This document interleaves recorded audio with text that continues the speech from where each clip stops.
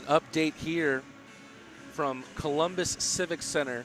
If you haven't heard already, this game has been delayed by 10 minutes. Puck drop will occur at 7:15 p.m. Just want to make sure that you are informed that this game will not begin at 7:05, but instead will be at 7:15. Thank you so much for tuning in, and stay tuned here on the Athens Rock Lobster Network. We've got an exciting one between two in-state foes coming up in a quick period of time.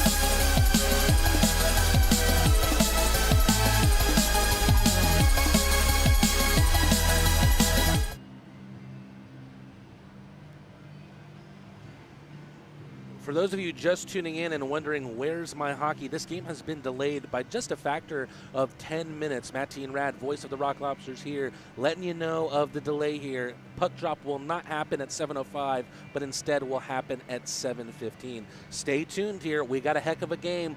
Columbus River Dragons versus Athens Rock Lobsters coming up after this.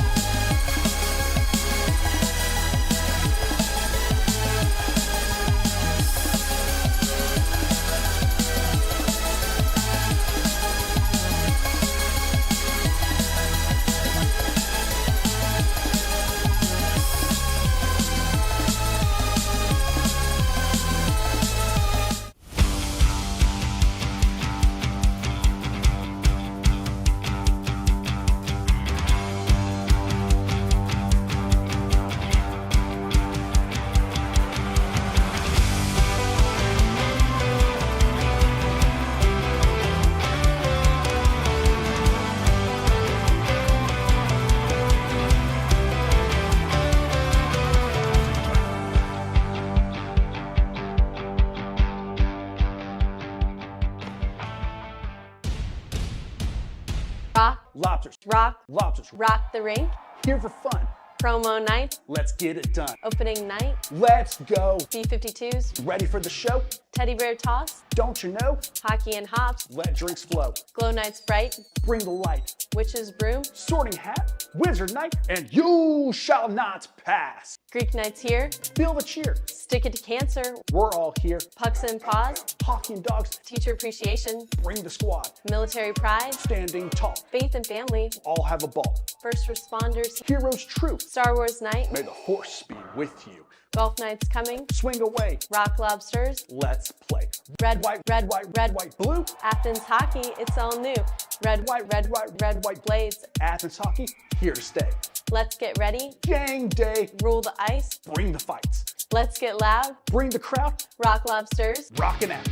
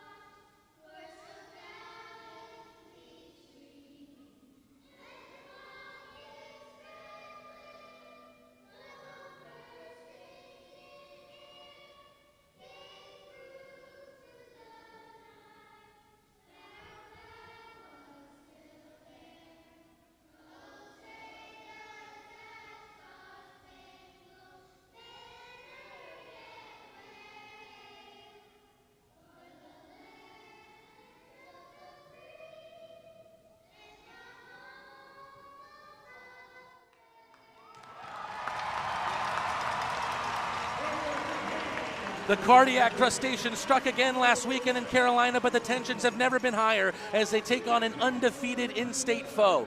Will the Rock Lobsters drag the Dragons into the river, or will Columbus stay flawless in their campaign? Good evening, Crustacean Nation, and welcome to the Columbus Civic Center in Columbus, Georgia, where the undefeated Columbus River Dragons take on your Athens Rock Lobsters. This is Mattine Rad, bringing you all the action live on the Athens Rock Lobster Network, the place to be to watch the Rock Lobsters at home and on the road. We jump right into the Piedmont Athens Regional Pregame Show, and we started out by taking a look back to last weekend when the Athens Rock Lobsters took down the Carolina Thunderbirds 1-0 in overtime. That center D-man combo of Garrett Milan and Carter Shinkarik made its presence known once again. Milan dropped a pass back to the former River Dragon, who let loose a signature Shinkarik snipe to secure the spoils. Besides that, it was a strange game where the referees swallowed their whistles for the first 40 minutes. No goals, no penalties through the first 40 minutes of that one. As for Columbus, the River Dragons are undefeated so far on the season. They extended that streak to 6 last game against the Baton Rouge Zydeco with a tight 4-3 win. The River Dragons were able to build a formidable 4-1 lead before letting the Zydeco back into the game. We take a look at our Athens Rock Lobster starting lineup brought to you by Aikens Ford. Bostet back between the pipes behind Carter Shinkarik and Riley Robertson Martinson. Starts with the money line once again, but it's got a new member. Hunter Alden will play alongside Malik Johnson and Garrett Milan. The team doctor provided by Piedmont Athens Regional is Dr. Alec Graff. That segues well into our Piedmont Athens Regional Injury Report. Orca Weisblatt had surgery on that arm that was ailing him. He'll be out 2 months. Chris Hunt will also be out for this game, but he's expected to come back after the bye week. Rock Lobsters with an early foray into the offensive zone. Stopped at the line, but Shinkarik is dispossessed. Little drop pass between the legs of Kyle Moore into the far corner, and it'll be fetched by Malik Johnson. Can he spring the Rock Lobsters the other way? Through the neutral zone and picked up by Brian Dunford. Has a little bit of speed to his game, played with the feet of Troy Murray. Slight race for the puck. Johnson picks it up in neutral ice. Line change for the Rock Lobsters, poked in by the Swede Virgili.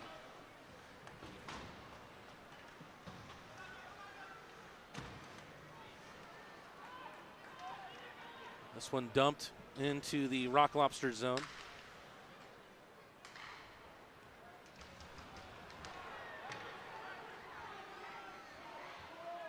No icing called here on the Rock Lobsters. Creative little backhand pass towards the net from Gallant. Finds Picard, and then Gallant picks it up. Virgili back towards Gallant behind the net. A good defensive play there from Ryan Galvin. Troy Murray from long distance. Loose puck right out in front of the net. Picard slaps at it, but it takes a block out in front.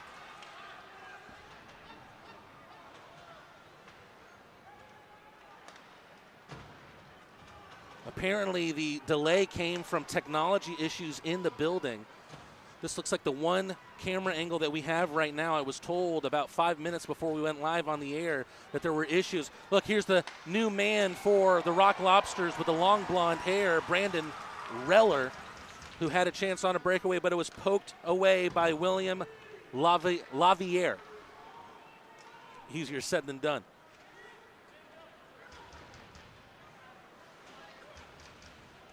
Good look in this offensive zone for the Rock Lobsters.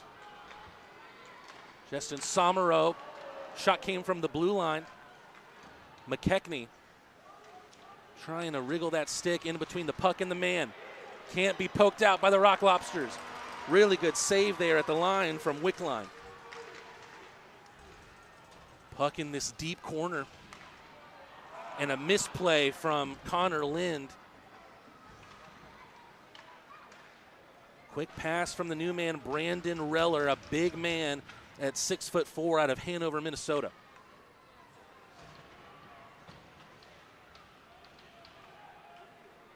Shinkarik plays the quick 1-2 pass with Garrett Milan.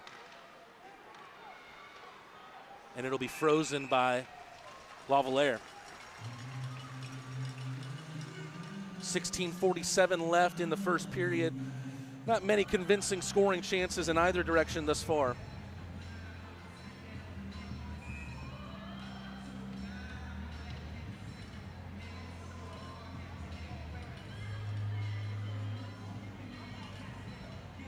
Milan in the dot. We'll do the face-off again.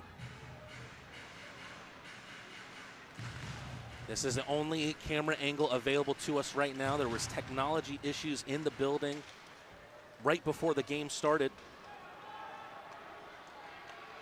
I was told that the whole system was frozen as a quick turnaround shot takes the body of Robertson, who then tumbles down to the ice. Loose puck out in front.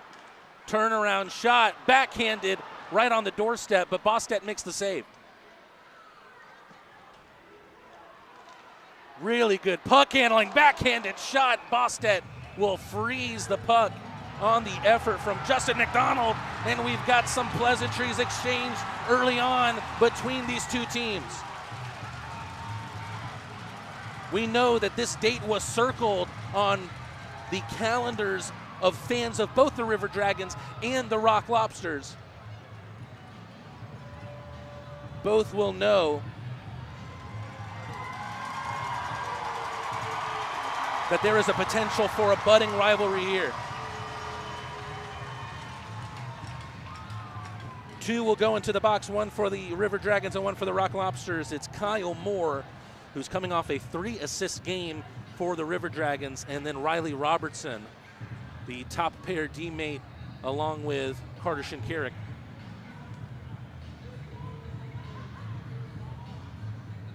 This game looking for its first scorer still, as we've got 16 minutes and 21 seconds. These two teams go to the 4-on-4.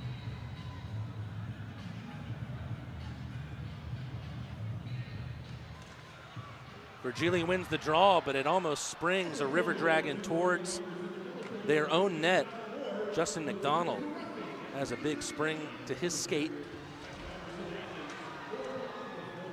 It's a good job by Kolatarsi to get out of that corner. Gets the pass from Murray. Gallant, high slot, shot gets blocked.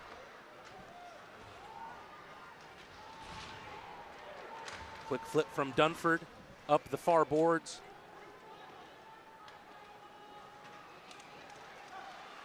Good defensive play from Virgili, but still, it's safe enough from Dunford to keep the puck in River Dragon possession.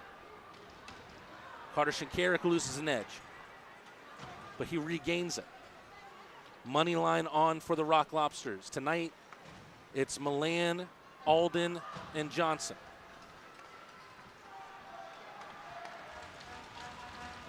Carter Shinkarik with a poke on Ryan Galvin. Galvin reloads. Shot gets deflected out into the netting. Rock Lobsters have found it difficult in the early going to get the offense flowing into that zone. Haven't really troubled Lavalier yet. And there's 54 seconds left to go on the 4-on-4.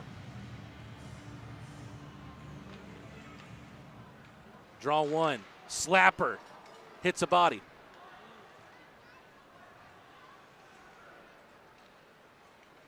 Of course, this is where the angle really lets you down. Anything that's happening behind the Rock Lobster net. Milan with a great pass towards Garcia, who steps up from the deep air, gets hit for it. Really good pass from Shinkarik to find Malik Johnson on the far end of the net, but he forces the save out of Lavalier.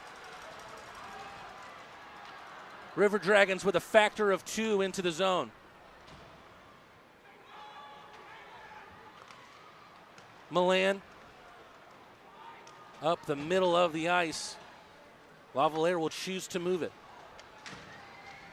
Johnson getting dirty in the far corner. Couple of pokes from Virgili. Good forecheck from this second line of the Rock Lobsters. And the 4-on-4 is over.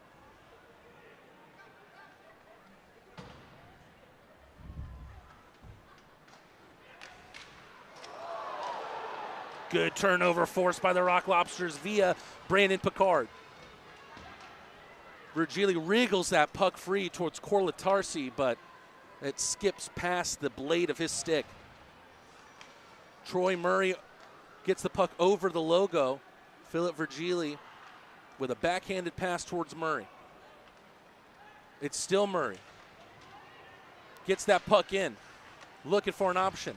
Flips it towards behind the net toward Picard. A River Dragon Cody Wickline takes his eye off the puck. We're hoping that we can get some more camera angles as this game goes on.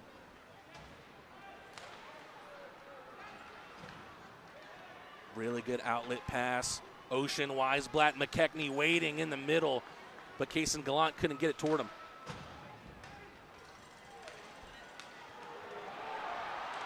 Forehand, backhand, shot saved by Bostedt, who stays hot after his 34-save shutout performance against Carolina. Through the early going, though, it looks like he's going to be busy.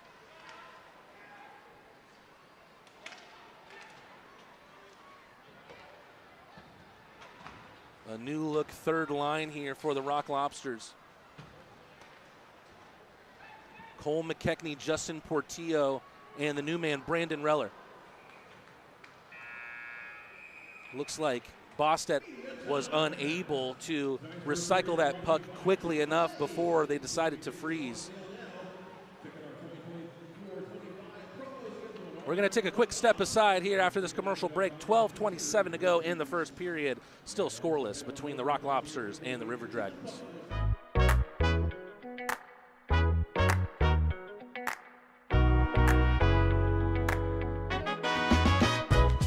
As a football player, my body is everything to me.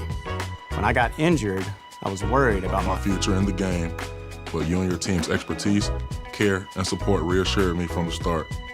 I've been able to recover because of the quality care I received at Piedmont, and I am back playing at my full potential on the field. I can't thank you enough for what you've done for me, my family, and my future. Your help means the world to me, and I'll always be grateful for your part in keeping my dreams alive. How you doing? Well, I didn't know you were going to be here. Yes, sir. I'm so proud of you. So happy for you. It gives me joy to see you out there on the field doing your thing. You look good. Appreciate you. It's a good-looking ankle. I'm trying to tell you.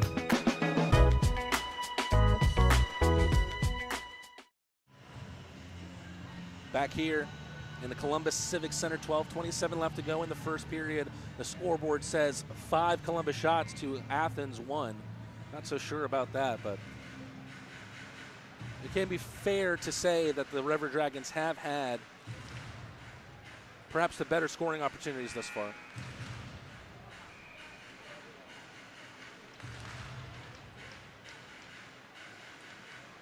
Not a great side of this draw, which is won by Garrett Milan. Helped on by Glukaryov, and now we have a 2-on-1. Malik Johnson with Milan to his left, but he misses the net.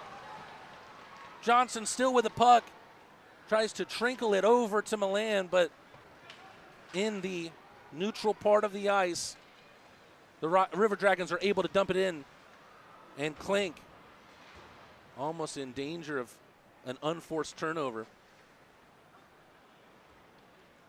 We have the River Dragons broadcast crew quickly trying to get a different angle for you. Glukaryov with a great pass towards the slot for Milan, and then Glukaryov brought down to the ice. A 2-man dog pile there. And now it's 2-on-1. What's going on? Troy Murray coming over to help. A collection of bodies have accumulated on this right-hand face-off circle.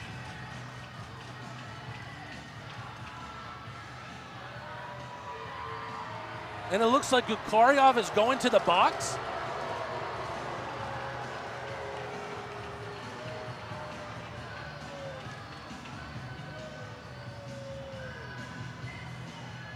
Don't know how the officials only saw one guilty party coming out of that. Either way, the Rock Lobsters will go to their first Leslie Jones Law penalty kill of the night. Leslie Jones Law, strong, skilled, strategic defense. Be good, but if you can't be good, you get caught in the penalty box, call Leslie Jones Law.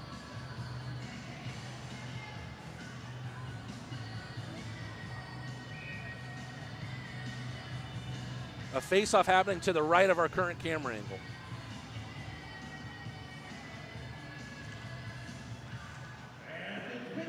To the blue line. Slapper comes in from McDonald, but it takes a deflection.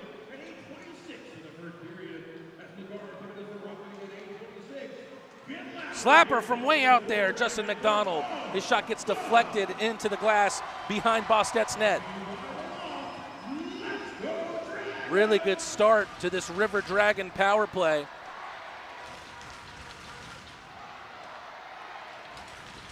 Good defensive play from Philip Virgili. Trying to turn defense into attack, but his backhanded pass narrowly misses Kason Galan, who takes a heavy check in the corner. Here come the River Dragons with numbers once again. Minute 15 left in the Leslie Jones Law penalty kill for the Rock Lobsters. Kason Gallant picks it up and takes an awkward deflection off the corner glass. Will keep it in play for the River Dragons. Puck loose out in front. Two amazing saves by Bostet, and the whistle blows. Bostet let the rebound happen on the initial stop and was able to shift to his left and make another save. Penalty kill for the Rock Lobsters, looking good once again, as it did against Carolina. They have 56 seconds left to go on the Glukorov penalty.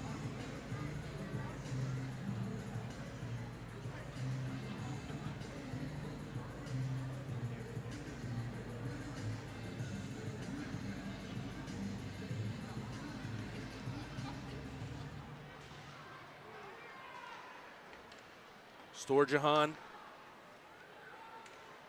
looking for an angle on the wrister, doesn't see one. Here's Storjahan again at the edge of this near face-off circle. Slahetka from long distance. Another rebound from Bostet, but doesn't have to face a second shot this time from Justin Somero. 10 minutes to go in the period. A pass that cut through the ice is slapped out by Riley Robertson. The River Dragons have one more move in this power play. They have 10 seconds to go as they enter the offensive zone through Cody Wickline.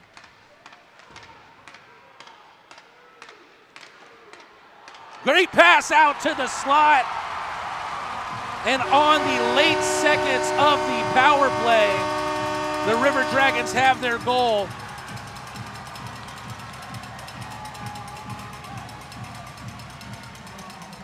Justin Somero has his third goal of his campaign, extends his point streak to 4. And a very rare occasion in which the opposing team against the Rock Lobsters have struck first.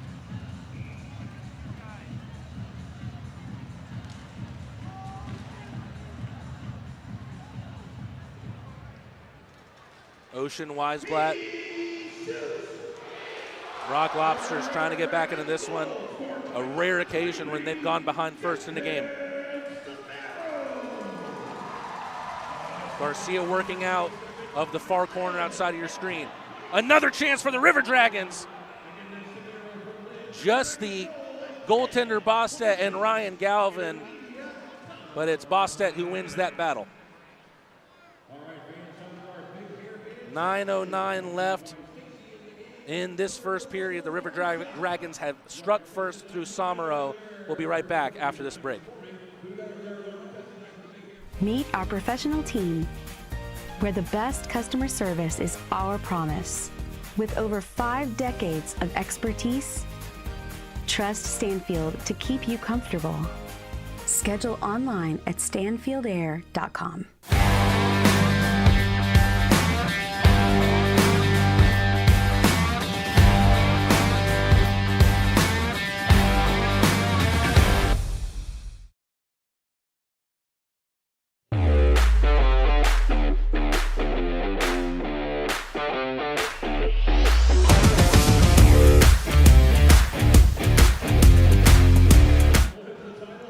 back here in the Columbus Civic Center. The River Dragons with a 1-0 lead over the Athens Rock Lobsters thanks to a goal at 10:31 from Justin Somero, assisted by Connor Lind on the late seconds of the power play.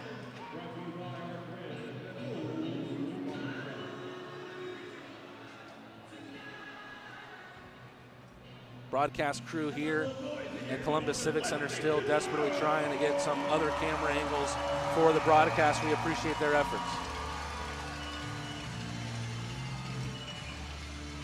McKechnie going up against Ryan Galvin here on this faceoff. McKechnie draws it back for Garcia to fetch. Heavy check in the far corner. Another one in the offensive zone on the newest Rock Lobster, Brandon Reller. He can dish it out as well as he can take it. The 21-year-old that stands at 6'4".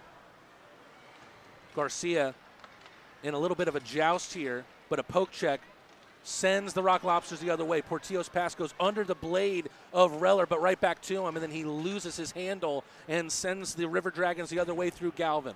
He progresses the puck up this near side through Klink. Carter Shinkarik dispossesses him and then wheels away from pressure. Great stick handling from Shinkarik. Knows he's in a position where they have to start challenging the goaltender more. Waiting right there was Alden, waiting for the pass from Reller.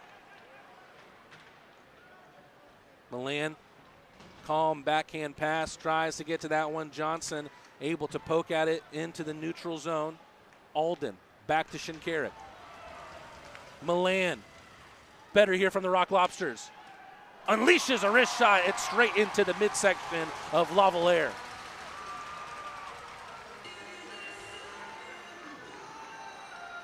Better there from the Rock Lobsters. They need to start challenging the goaltender, Lavalier, a little bit more. Of course, the goal came from the power play for the River Dragons, scored by Justin Somero. It all happened on that penalty from Glukaryov, but felt like it was an odd penalty to be called on just one man there. Shinkarik whistles it up the boards. Milan gets a touch of it before it hits the blue line, but decides to take it out himself. Really good defensive play from Hunter Alden before passing over to Milan. Kyle Moore is down on the ice. He's still making his way back up. Malik Johnson gets taken down, and we've got a penalty. Pushed to the ground by Connor Lind behind the net. And Malik Johnson's getting sent to the box.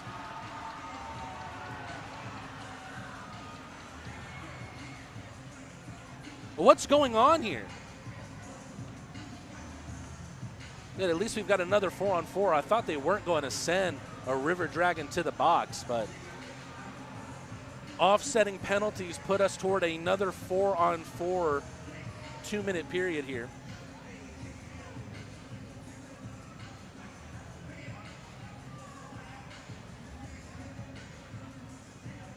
Seeing some more comments here on the camera angle. Some technical difficulties on the River Dragon end before this game started. Really unfortunate stuff. Apparently all of the technology in the building had frozen right before the game started. The big Titantron type screen that hangs above the ice has read AMC theaters since about 10 minutes before the puck dropped.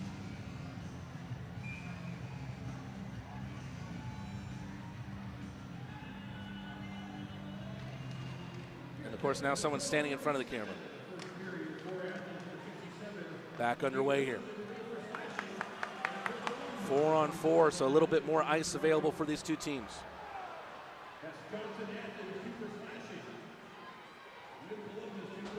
Dumped into this near corner. Protection of the puck from Storjahan. Gets taken down to the ice by Kaysen Gallant. Murray is able to dig that puck out.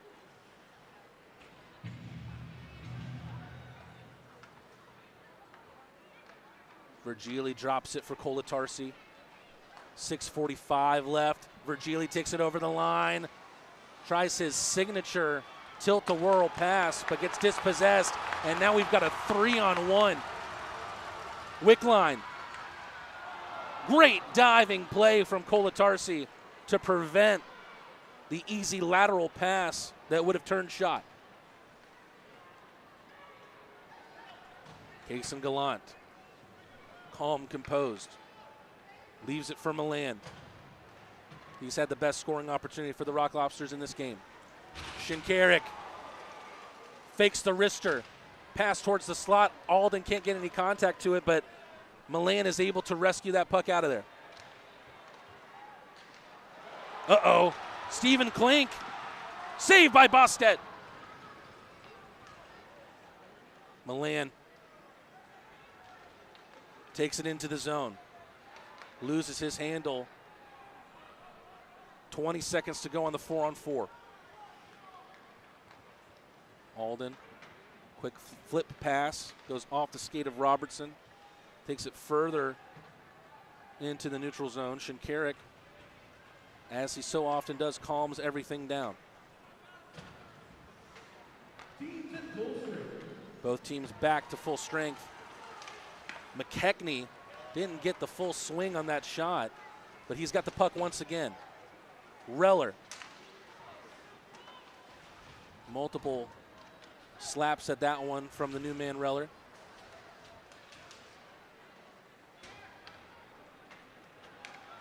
Little bit of a foot race that's won here by Jemayev. Rock Lobsters having a difficult time settling the puck.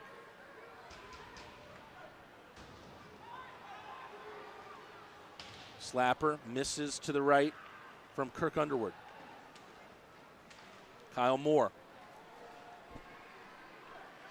Some great handles, pass, and what a save from the glove of Bostet.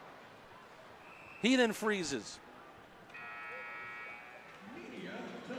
And we go to immediate timeout here.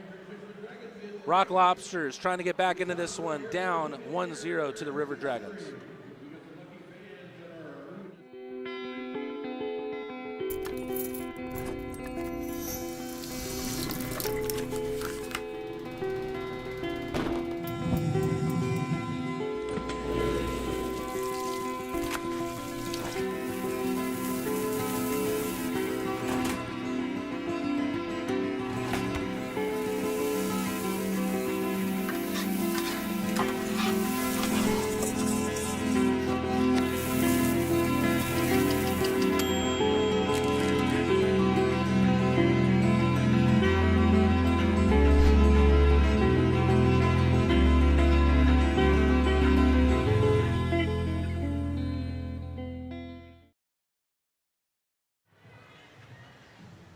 Back here for the remaining 4 minutes and 26 seconds of this first period.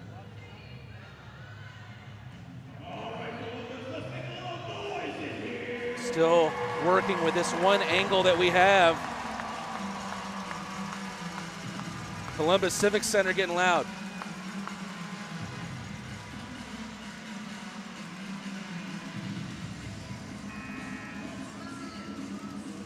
Justin Somero goal, currently the difference maker in this first period.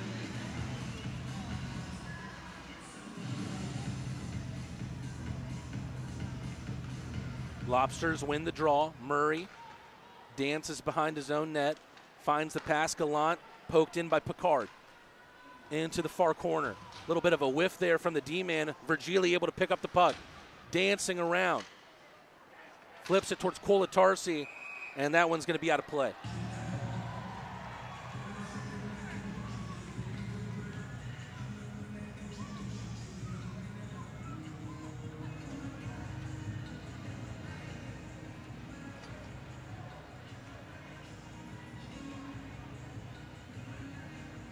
Offensive zone draw here for the Rock Lobsters.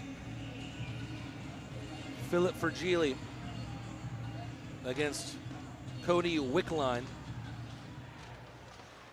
Really good defensive play from Gallant behind the net. Virgili tries to follow it up, then pushes Wickline in the back towards the glass. The goal scorer, Somero. Rock Lobsters just have been unable to settle the puck multiple times. That's not a trip there. Virgili looking all around. He can't believe it. Slaps the center of the ice with his stick. 3:34 to go. And right now the puck is not bouncing for the Rock Lobsters.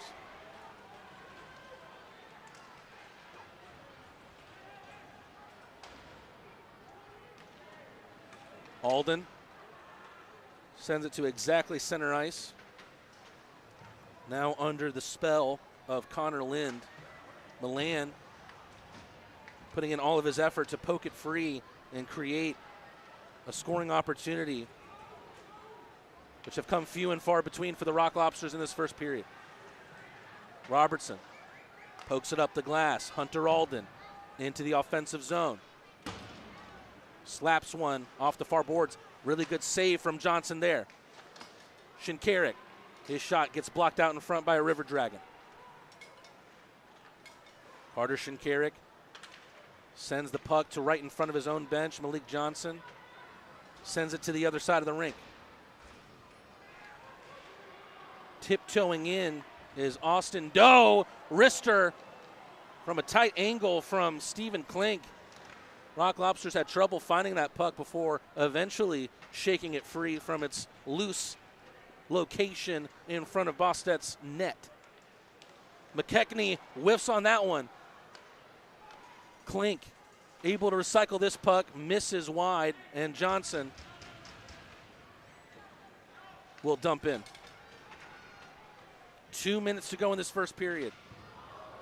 McKechnie tumbles to the ice, but the pass still comes over to Orca Weisblatt, rather Ocean Weisblatt.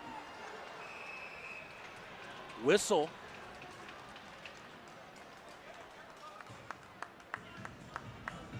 Referees approaching Brandon Reller, who will take a trip to the box. Needless to say, it's not been a lucky start for the Rock Lobsters in this game, and they head back to the Leslie Jones Law penalty kill. A really big opportunity to have the River Dragons feeling good going into the first intermission.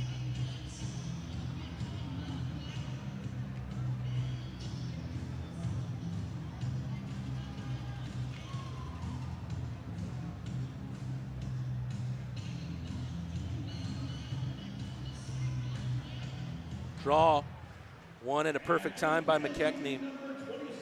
Carter Shinkarik, the Rock Lobster captain, trying to poke that puck free out of the corner. McKechnie gets there first. River Dragon loses their stick, picked back up. Just wide there from Storjahan. Storjahan in the near dot.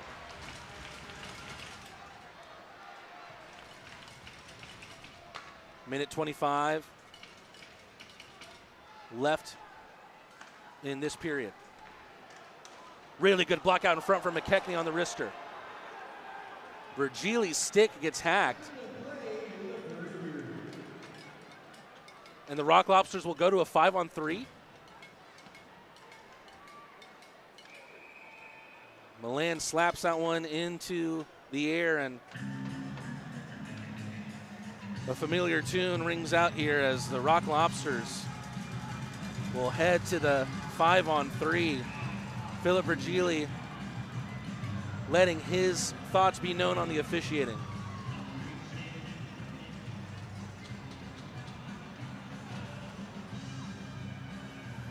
Discipline, or a lack thereof, has been the name of the game thus far in this first period.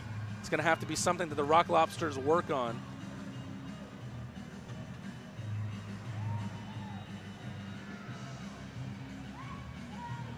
As this game continues, 50.7 seconds left in the first period.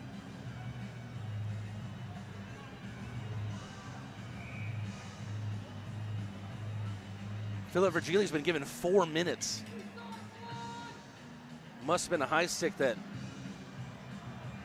caused some blood.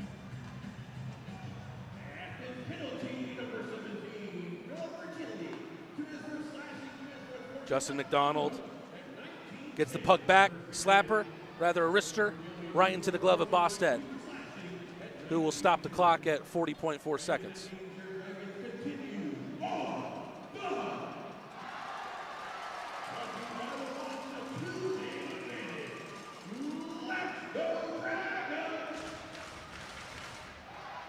Dragons crowd starting to get behind their team. Garrett Milan slaps it forward, but it's right into the blade of Justin McDonald. McDonald looks hungry to release a shot here. Looking for his first goal of the year. Really good pass to the right of the net. Wasn't settled quickly enough by Jemayev. Rock Lobsters clear their zone.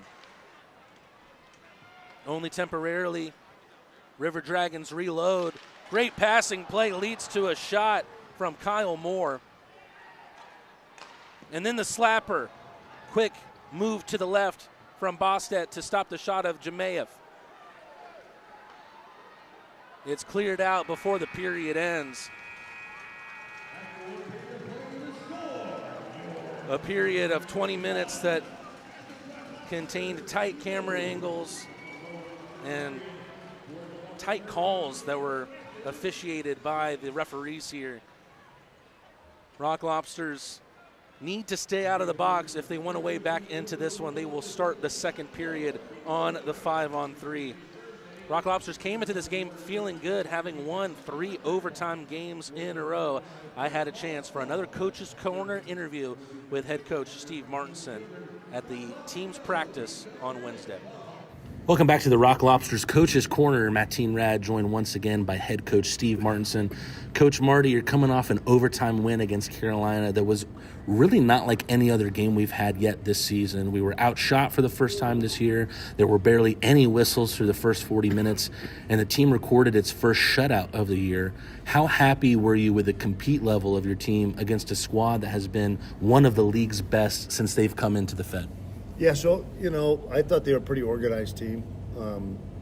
Their power play, I thought the difference in the game of the shots is we didn't have any power plays, and they had 4 of them, and even though we had one, but it was pretty short, so they had that 5-on-3, but I thought they played a good game, solid game. I thought we were a pretty solid road team, and,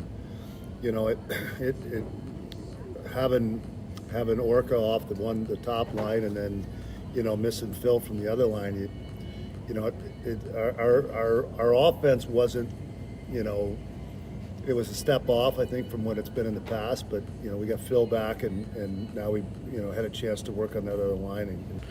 It felt like a really complete defensive game, whether it be your D-core, your forwards, and of course your goaltender and his performance. You talked to me last week on how you've set up your team to go against different systems.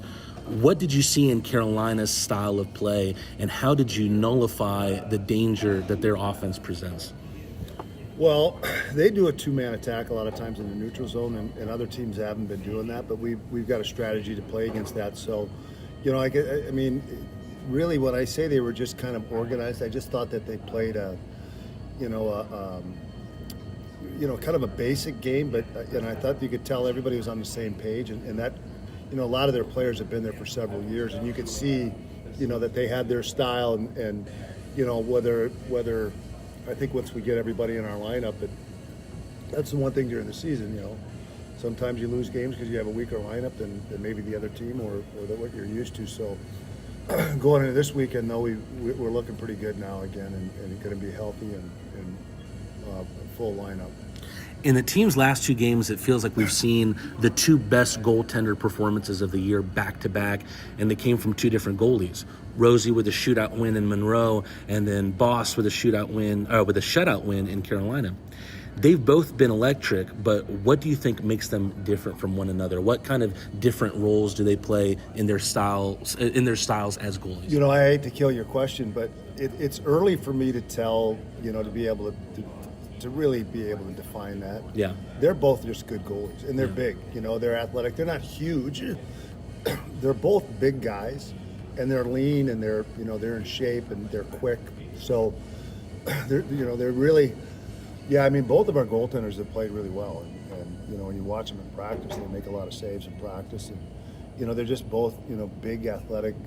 I mean, not ultra big, but like the NHL, they love to have the 6'5", 6'6" goalies, but they're both 6'3", and they're both in good shape, and they move quick, and they're tough to beat. 3 straight overtime wins for the team, 4 total on the year. I'm curious, is there a sense that you feel even more comfortable when it gets to 3-on-3? It feels like your players, especially that top 3-on-3 unit, really thrive when there's more ice available to them. Well, that top unit that's been deadly in the overtime. Carter's a great skater, obviously Milan, and so is Malik. So they have a lot of speed, and we can put a lot of speed, on the ice. When you play 5-on-5, if somebody makes a mistake, you've got other people to make up for it.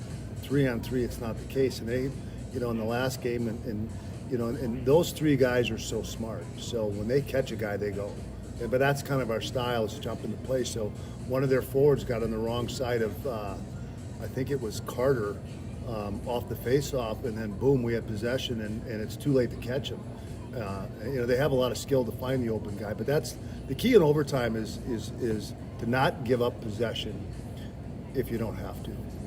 What was your view on how the game ended? They claimed goaltender interference, but I looked at the replay. It looks like Schnapp initiates contact with Johns before he tumbled in to Cavalieri. Well, originally they were calling a penalty on the play. So he slew-footed him. It should have been a major penalty. It's a match penalty. Like, he kicked his skates out. And, that's another subject. But he kicked his skates out, and that's why. So it wasn't going to be a penalty. I mean, it was going to be a penalty. I saw him put his arm up. So whether he interfered with him, it looked like he cut, but he got tripped through the crease. And they originally, why they didn't, the goal negated the penalty, but usually I think that they recorded. But yeah, they were getting a penalty on the play, and that's what caused Malik to maybe, whether he interfered with the goalie or not. The goalie was back up, ready to make the play. I thought he was down when he shot, but it was because their own guy tripped him into it. We have anxiously been awaiting news on Orca Weisblatt. I think he was due in for a scan the last time we talked. Is there any news on Orcs? Yeah, he had surgery, so he's out for 2 months. And it's in both those plays I just brought up. I mean, the slew foot is a kick. I mean, and it's a really dangerous play because players go backwards and they can hit their head on the ice. And then the one with Orca, I mean, the guy kicked him. I mean, he tried to impede his progress by lunging his skate forward and kicked him right in the arm. And I didn't notice it. I didn't really think about it until, when I was watching the video. I'm like, man, this guy kicked him. And so it's unfortunate when players are, make decisions like that can put a guy out for that long. But the good news is he's not missing a lot of games this month, and we're hoping to have him back, by the beginning of January. What about Huntsy? I saw Huntsy not partake in practice today, but it seems like that's going to be a short-term injury for him. Yeah, I mean, he got slashed, same thing, by 6 and 6. He doesn't fight, so he pulls stuff. And he doesn't fight. So when you have players like that, you got to go after their good players. Look, if you're not going to back up what you do, then we're going to take it out on Ford. And guys like that, I can't stab in guys like that on our team because, they create a problem for the team. And I guess maybe, if you have the right team that can come back and say, okay, you're either going to back up what you do or we're going to go after your other players. Maybe the teams in this league haven't been able to do that, but we got the ability to do that, especially when we're at our rink. Coach Marty, we saw Brandon Reller out there, big old boy at 6'4". What do you think he's going to bring to that third line? My understanding, he'll be taking Huntsy's place. Well, he's a big body and he moves good and he forechecks. One of the things I noticed when I was watching him in the SP is he likes to get in on the forecheck, and he's a big guy, so when he finishes his checks, he's got a little bit more force. But forechecking is a funny thing. It's either you do it or you don't, and you can kind of fake it. But guys that really like to get in there, they drive their feet until they get the defenseman, and so I think he's kind of something that we've been missing a little bit is maybe a little bit heavier forecheck, and I think we got plenty of skill, and I think he's going to help us in that respect. Coach, Columbus River Dragons coming up this weekend, and I think a lot of Rock Lobster fans will have this date circled on their calendar. It's an in-state opponent that has high potential to be a rivalry going forward, and they're the only undefeated team left in the league. Are you with the fans' mindset here, or are you looking at this game as just another opponent? Well, yeah, they're one of the top teams in the league, and they consistently are. So we're looking at it as one of, you got right now, you have the haves and the have-nots, and usually the rich get richer. So, usually players that become available want to go to the better teams. So that's why it's critical to have a good start in the season. So it's a lot easier to get better when you're good. So they got a good team, and they went to the finals last year, and I think they finished first overall during the regular season, maybe, or they're one of the top teams. But I'm confident. I'm confident on our team speed. I think we'll be back in our A game on Saturday. So I can't wait to play them. Coach, thanks so much for your time.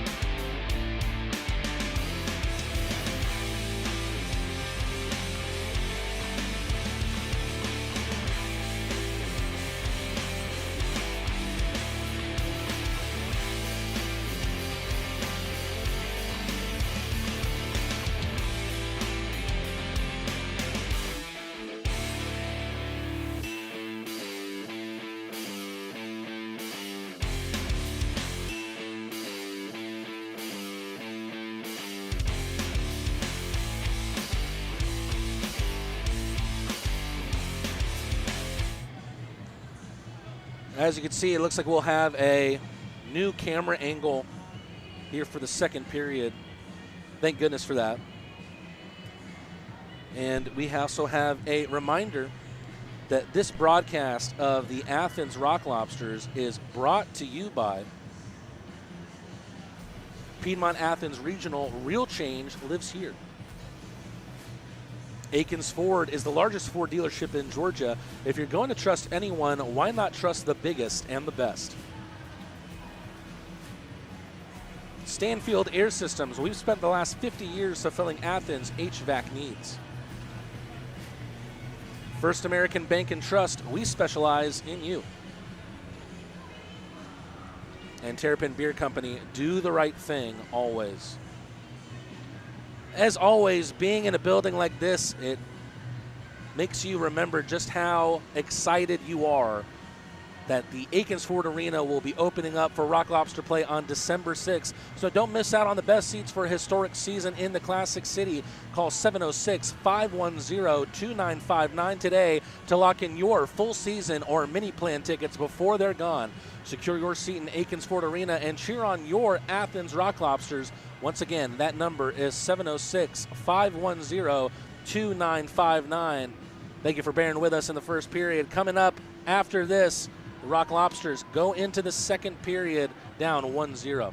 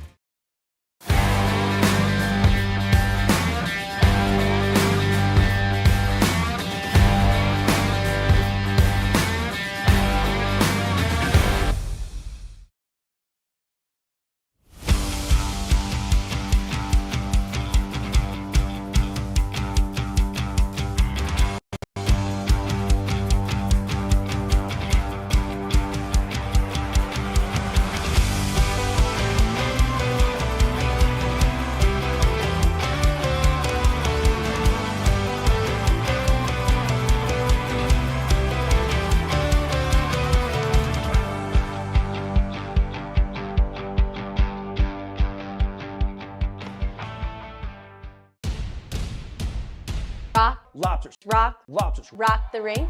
Here for fun. Promo night, Let's get it done. opening night, Let's go. B-52s, Ready for the show?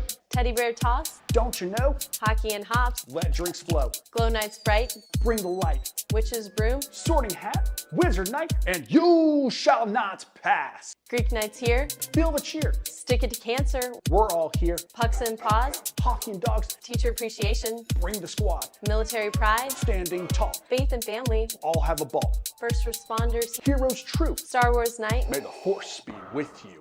golf nights coming, Swing away. Rock Lobsters, Let's play. red, White, red, white, red, white, blue. Athens hockey, it's all new, red, White, red, white, red, white. blades, Athens hockey, here to stay. let's get ready, Gang day. rule the ice, Bring the fights. let's get loud, Bring the crowd. Rock Lobsters. Rockin' out.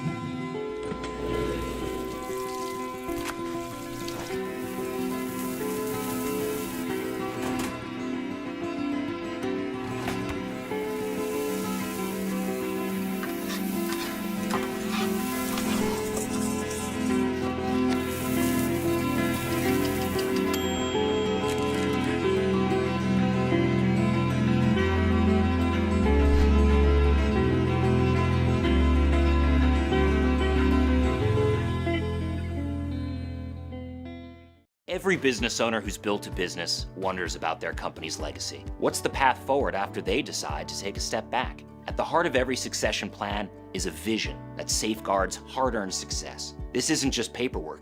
It's your roadmap, guiding a business during a change in ownership and detailing how ownership transitions and key financial decisions unfold. This instills a profound sense of pride, belonging, innovation, and commitment, ensuring a stable future for the company and a rewarding exit for you. Let's forge that path together.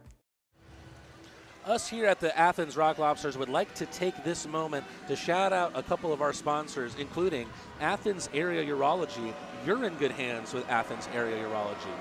Plumber Pro, Hospitality South, Athens Coca-Cola Bottling Company, Classic City Flats, the home of the Rock Lobsters, Harmon Enterprises, Roto-Rooter, Aero Exterminators, Northeast Distributing Company, Aegis Trust Company, De Palma's Italian Cafe, Leslie Jones Law, Porterhouse Grill, Farm Burger, Fox's Pizza, and 23 Design. Fans, make sure to download the FanSaves app to access exclusive deals from our partners. For example, you can log in now and you can get a free basket of fries from Farm Burger. Download FanSaves and follow the Athens Rock Lobsters to check out the Rock Lobsters digital coupon book. The referees have just made their way back to the ice. We've got second period action coming up after this break.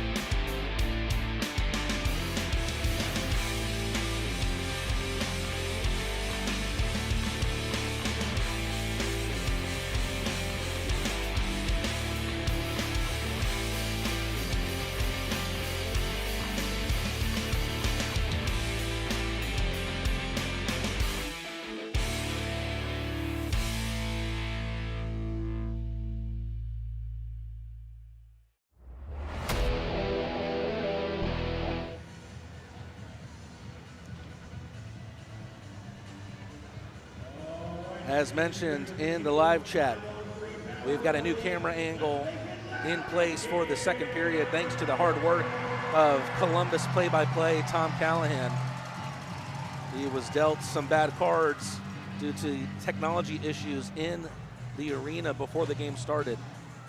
But his expertise and his composure in a tough situation made him able to deal with it. Rock Lobsters have to stay composed here. They have at least 12 seconds of a 5-on-3 remaining. McKechnie loses his stick right on the draw. So it's a 5-on-2 right now. McKechnie goes to the bench, and then Garrett Milan comes right back on in his place. The 5-on-3 is over, but the Rock Lobsters still have to deal with the Columbus power play. 2 minutes, 50 seconds left on the Philip Virgili penalty. Virgili sent to the box for unsportsmanlike conduct along with a slashing minor. There's a little bit of interesting officiating in the first period. Robertson attempts the clearance. It comes right back at him off the body of the goal scorer, Justin Somero.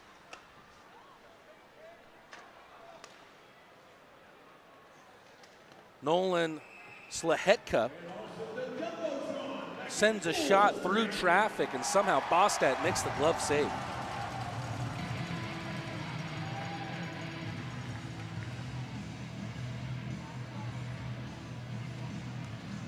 Two minutes and 9 seconds left to go on the Virgili penalty. Columbus looking to double their current 1-0 lead. Noise meter up on the big screen. And the Columbus Civic Center crowd getting behind the River Dragons.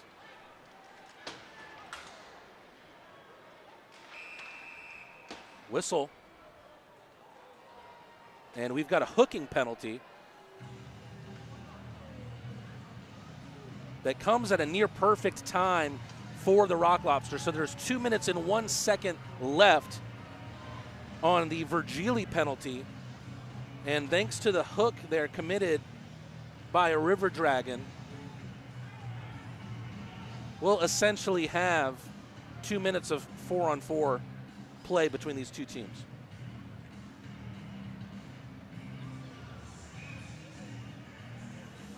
$18:50 on the clock here. Both teams skating for a side. Alden, Picard, Kolatarsi, and Murray on for the Rock Lobsters.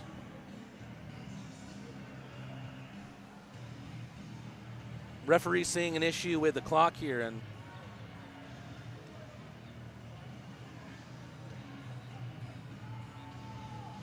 scoreboard is back up here at the Columbus Civic Center, so I wonder if the rest of the cameras will come back firing here. No icing, say the officials.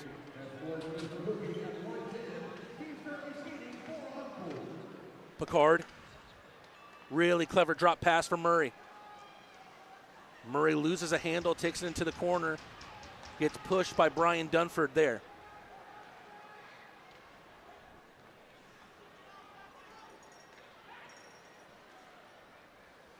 Long range pass. River Dragon tried to return the favor.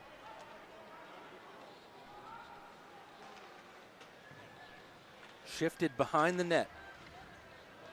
Alden with a great defensive effort. We've seen that a lot from the young man who wears number 22 for the Rock Lobsters.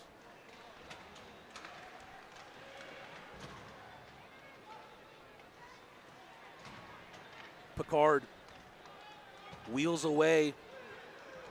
Picard with a drop pass. Shinkarik loses out on the handle. How many times have we seen that tonight from the Rock Lobsters?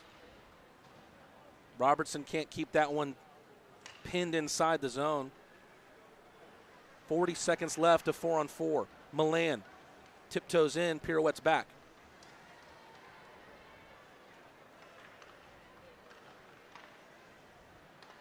Big drop pass for Shinkarik.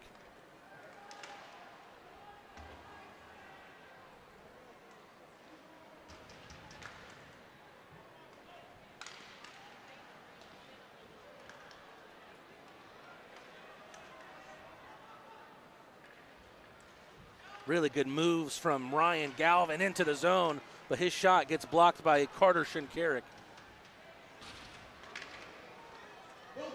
Really good wherewithal there from Bostet to poke that away from Austin Doe. Shinkarik saw the early entry from Milan and then skates away. Shinkarik, a lot moving through him right now. Backhand pass misses Malik Johnson. Evading Virgili there is Slahetka. McKechnie can't get a shot off, but he can get the pass off to Malik Johnson. McKechnie. Ocean Weisblatt, a powerful shot that misses to the left of Lavalier, and a breakaway chance for Columbus is buried.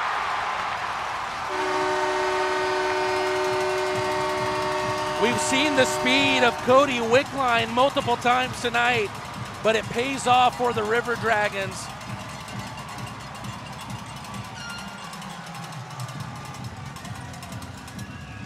Columbus up 2-0 now against their new in-state rivals. It is now all for the Rock Lobsters to do, but the most dangerous lead in hockey is the 2-zip lead. Rock Lobsters have to stay focused on the task at hand and make sure that they stay disciplined and out of the penalty box.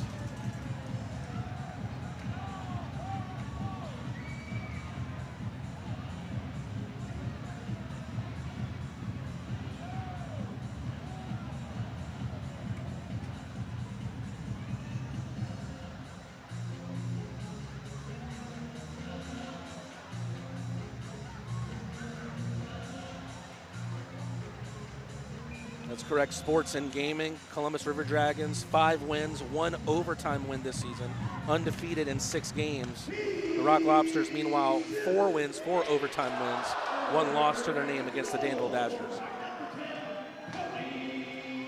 Cody Wickline, the 29-year-old, with his first goal of the 2024-25 campaign.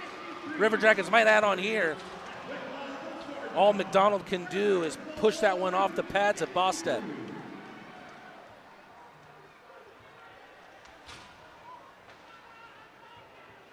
Portillo. New man Brandon Reller can't take the puck with him, but Hugh Anderson can. Offside call will stop the play at 15:28.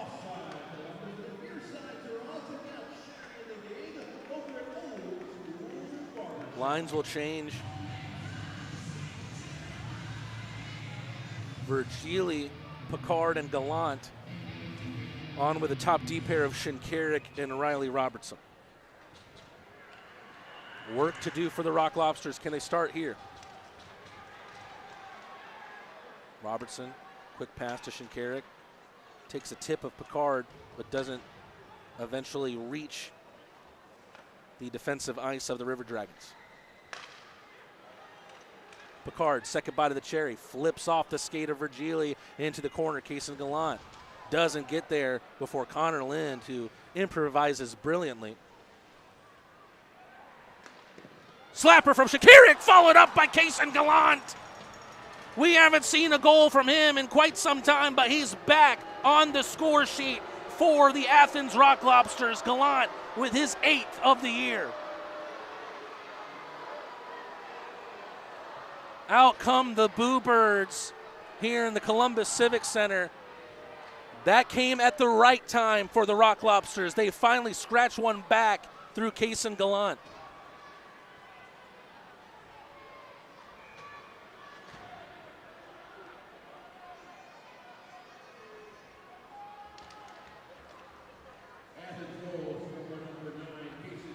And the Rock Lobsters win the resulting face-off from the Kaysen Gallant goal. And they're not done here. Milan tried to pass into the slot via the backhand. Shinkarik rescues that one from being flipped out. Milan gets pierced to the boards. Johnson's backhand pass gets intercepted by a River Dragon. Robertson from the line. Rister gets deflected.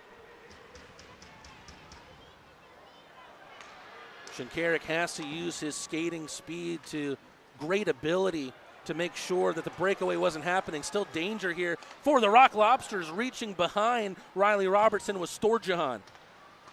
Slapper, that one just narrowly misses from going in. The slapper from Nolan Slahetka.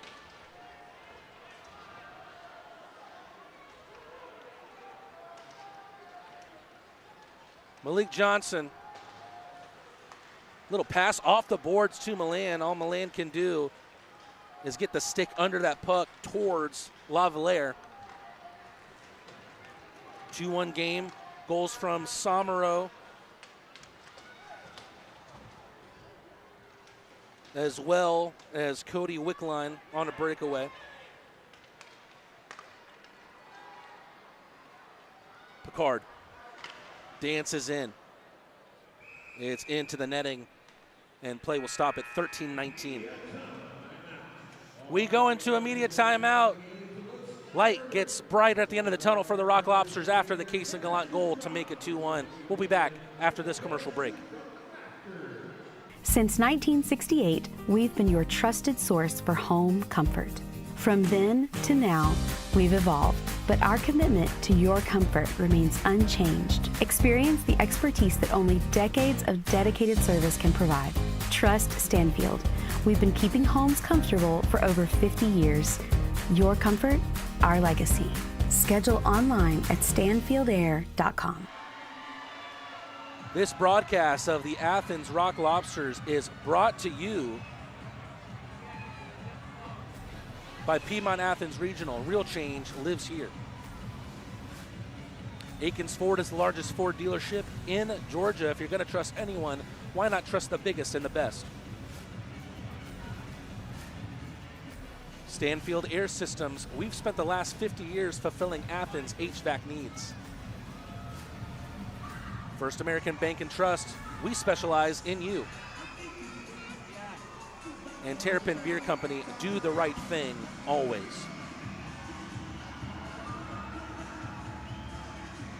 The noise has been cut to some degree here in the Columbus Civic Center thanks to the goal from Kason Gallant. Philip Virgili and Carter Shinkarik on the assists.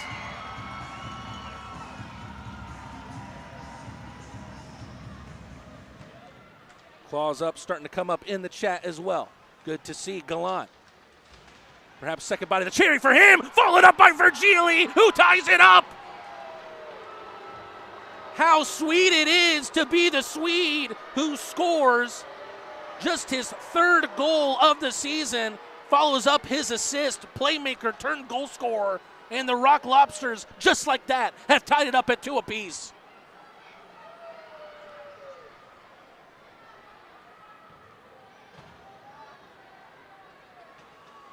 That partnership of Kason Gallant and Philip Virgili is not one that the rest of the FPHL wants to see.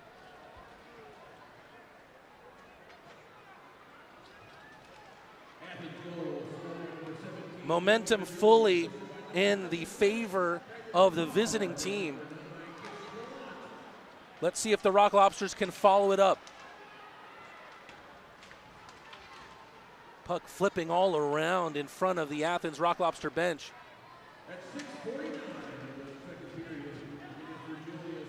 Goal came at 6:49, so the 2 Rock Lobster goals came less than 2 minutes apart from one another.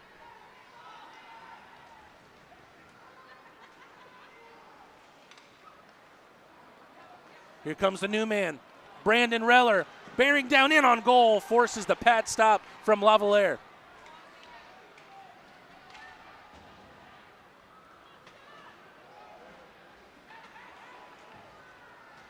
A minute 44 seconds between the Gallant goal and the Virgili goal.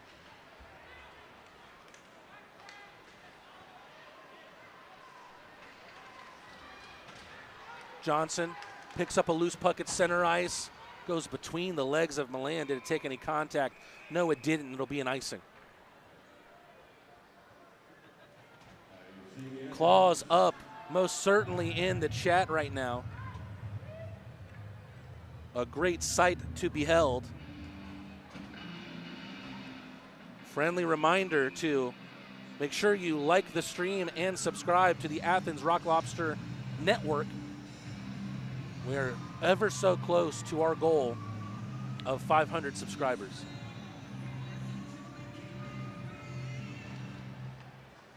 Milan wins the draw at the far dot. Alden switches the play up, can't find Johnson clearly. Milan pokes it free twice in a row. Milan, a little bit of recovery speed. Those 210s, some of the fastest skaters on the ice. Milan picks up a loose puck after the poke from Johnson. Johnson, backhand, forehand, puck loose in the net, saved by Lavalier. Colatorsi winds up. Shot gets blocked out. We've got a whistle.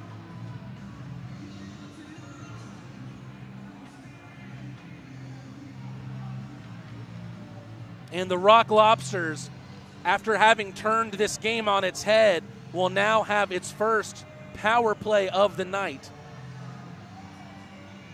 And it's brought to you by Paloma Park. If the Rock Lobsters score on the Paloma Park power play, fans can unlock $3 tacos at Paloma Park for 24 hours through the FanSaves app. Please make sure to cash in on that if the Rock Lobsters can cash in on this power play. Shinkarik. Gallant. Behind the net. Stepped on the brakes from Milan. Gallant. Back to the quarterback of this power play, Carter Shinkarik. Loads up the slapper, takes a piece of the shin of Somero. Johnson with a quick pass. It trickles in past Lavalier, and Philip Virgili has his second of the night. Down to a knee and throwing up the fist to celebrate as the Rock Lobsters take the lead at 3-2. Make sure you get your $3 tacos at Paloma Park. The Rock Lobsters have lived up to their end of the bargain. What a start to this in-state rivalry between these two teams.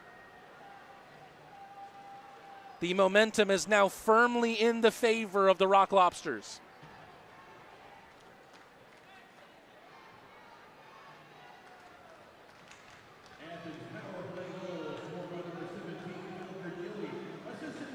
Philip Virgili really has been the one to turn the puck, turn this game on its head. That pass went through the crease from Justin McDonald. Here come the Rock Lobsters again. Picard, Gallant enters the zone, looks behind him, sees Virgili. That partnership is starting to light things up again once more for the Rock Lobsters. Gallant with the backhand pass, just missing his fellow youngin' Matt Garcia.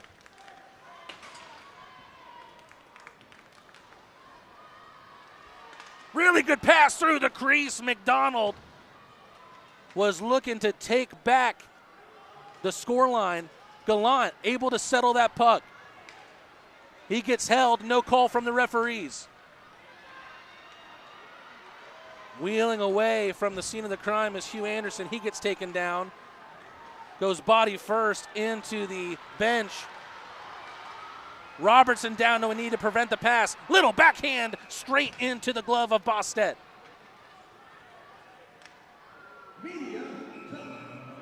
We go to a media timeout. That combination of Philip Virgili and Kaysen Gallant have now taken the lead for the Rock Lobsters 3-2, 9:51 to go in the second period.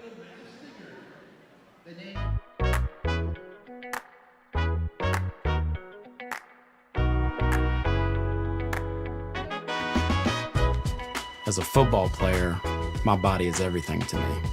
When I got injured, I was worried about my future in the game, but you and your team's expertise, care, and support reassured me from the start.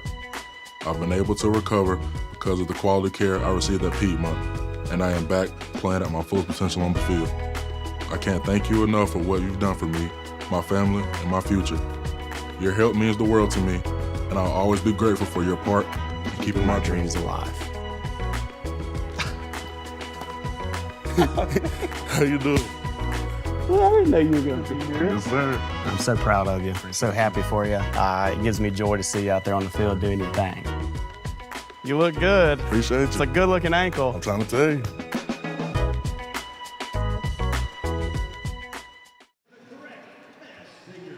Let's recap how this second period has gone thus far. First, 3:53, Cody Wickline took a 2-0 lead for the River Dragons, but it has been the Rock Lobsters ever since then. Goals from Kason Gallant, 2 from Philip Virgili, have made this a 3-2 game.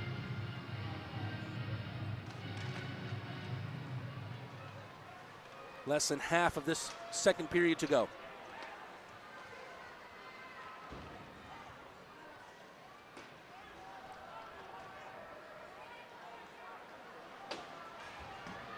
Through the legs of Robertson, Johnson tries the quick backhand between the legs towards Milan. Shinkarik has to be careful here. He is, as always. Alden. Milan eventually able to get that puck free. Offsides waved off. Alden takes a heavy hit from Stephen Klink. Johnson trying to get in a position to unleash the wrist shot, was prevented from doing so. Rock Lobster pass intercepted. Wrister into the midsection for Bostet. Third time's a charm, and the River Dragons have tied it back up.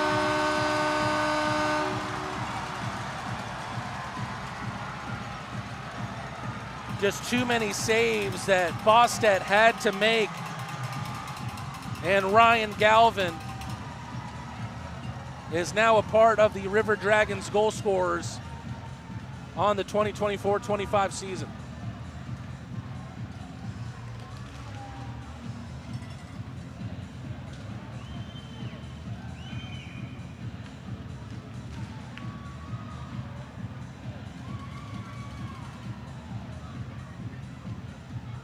Puck dropped after the game-tying goal from Ryan Galvin. Holly Hudson asking who got the goals for the Rock Lobsters. One from Kason Gallant to make it 2-1. 2 in a row from Philip Virgili to make it 2-2 and 3-2. And now Ryan Galvin has made it a tied game at 3-3. Storjahan gets that puck in the zone for Wickline. This has been a quick trio for the River Dragons in this game. Portillo comes out the other end of a scrum with the puck. Murray flips it right to a River Dragon. Wickline, pass from the circle, Bostet freezes.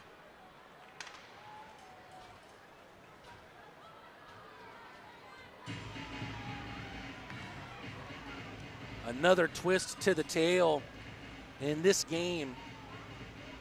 River Dragons were up 2-0, and it felt like it was a matter of minutes before the Rock Lobsters made it a 3-2 game in their favor. And now Ryan Galvin has galvanized this team, as well as the fans here in the Columbus Civic Center. Good check from Virgili. Puck loose out in front, doesn't get settled in time by Jemayev. Brandon Picard makes sure that the puck doesn't get dragged in between his legs. Cleared out of the defensive ice.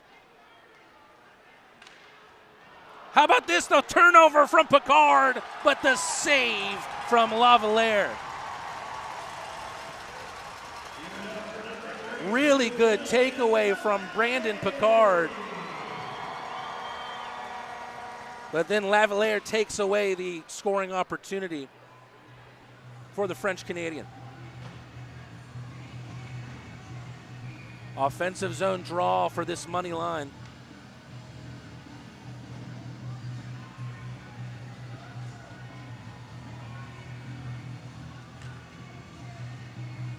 Puck dropped. Whistled around the end boards. A calamity of bodies. The referee sees a penalty here. Too far away from it to even see what the call could be here. It looked like a Rock Lobster went down to the ice.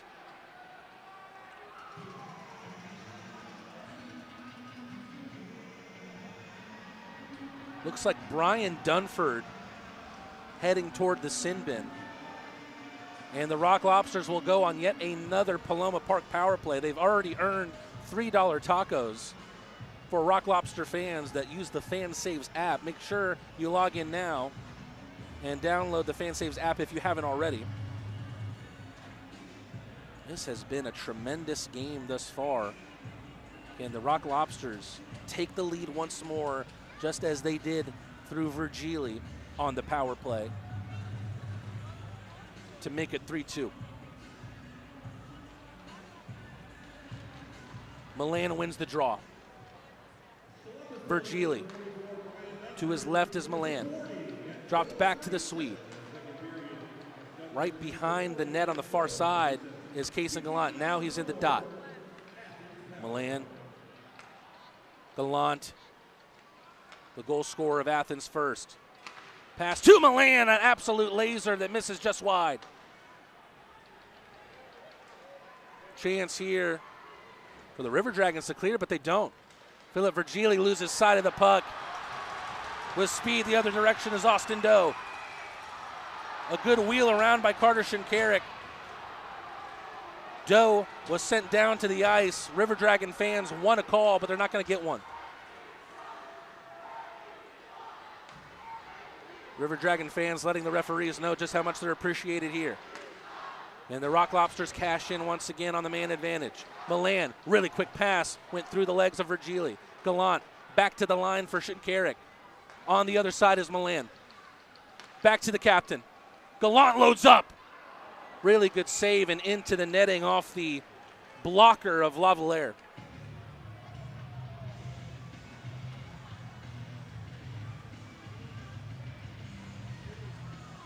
.6:11 left in this second period.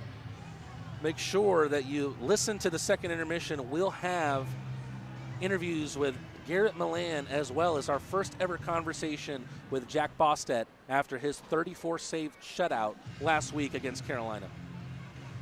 Still an opportunity here for the Rock Lobsters. 49 seconds left on the power play.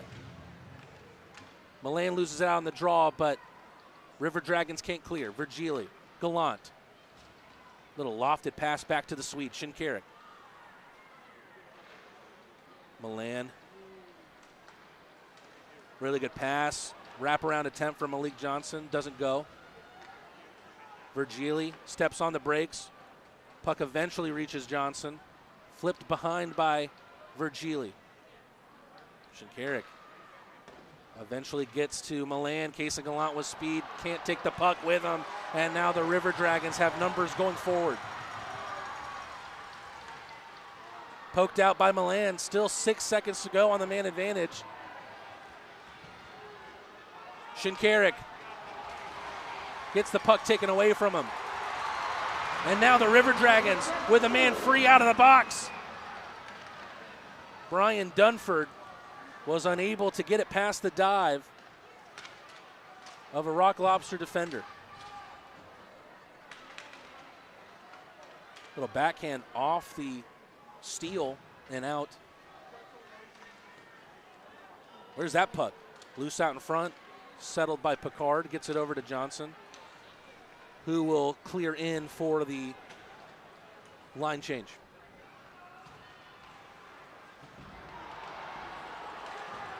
Tumble there on the far side from Picard. Justin McDonald, really good pass through the crease. Getting hacked was Kyle Moore as he made his way hard towards the net. Cole McKechnie will sit for it. Kyle Moore still reeling from that one. We go to a quick commercial break. 4.5 minutes left in this second period. The Rock Lobsters go to the Leslie Jones Law penalty kill once again.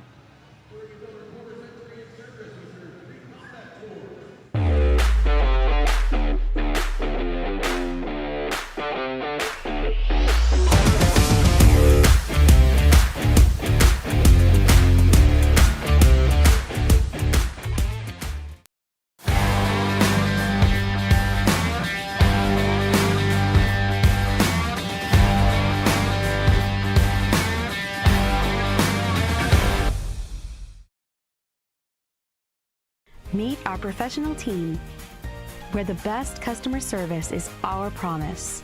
With over 5 decades of expertise, trust Stanfield to keep you comfortable. Schedule online at stanfieldair.com.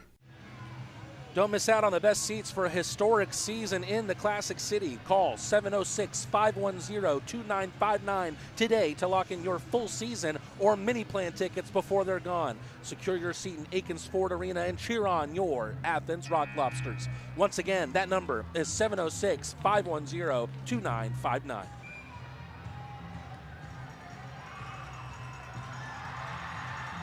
Back here, River Dragons fans fired up as their team heads back to the power play. A slash from Cole McKechnie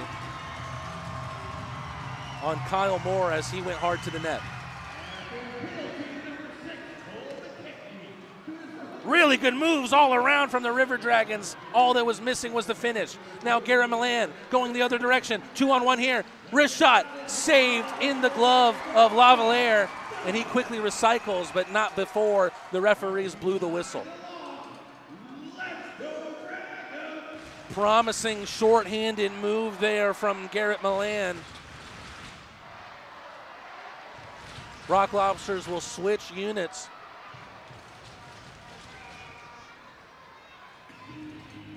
Much better period for the Rock Lobsters. 3 goals in this set of 20 compared to Columbus's 2.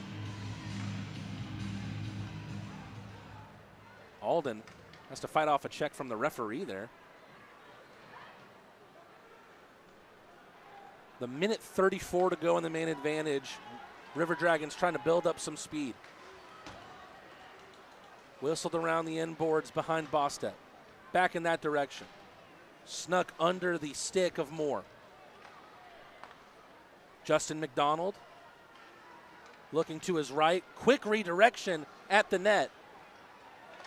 Bostet loses his stick in the process. And luckily that shot never came from McDonald. Right now Jack Bostet's playing with one of his teammates' non-goalie sticks. McDonald, 45 seconds to go. Slapper lacked power and direction.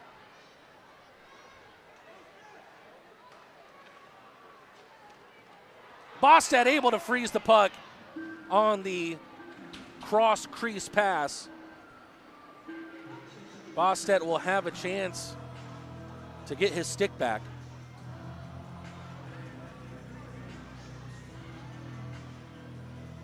Three minutes and 7 seconds to go in the second period. 35 seconds on the man advantage.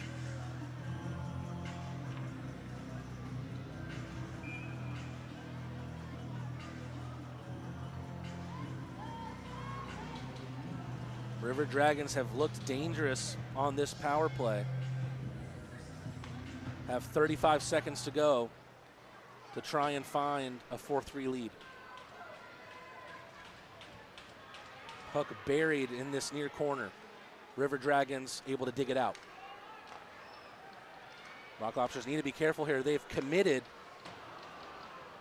on some checks that haven't landed. Storjahan.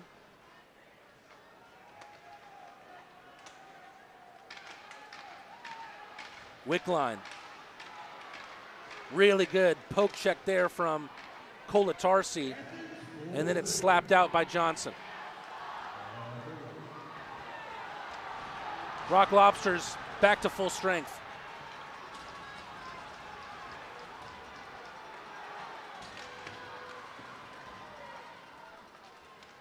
Slapped out of midair by McKechnie. The new man, Brandon Reller, unable to enter cleanly. Has to evade that puck to avoid the icing, rather the offside. Puck never reaches Bostet. Shinkarik does. Flipped by Robertson towards Reller. Dumped into the zone. Puck chased by Glukaryov. Lukaryov with the slapper. It's off the gear of a River Dragon, but a great defensive play. Palm down. Kolatarsi lays the check there on Galvin. Perhaps slightly lucky there that the interference call never came.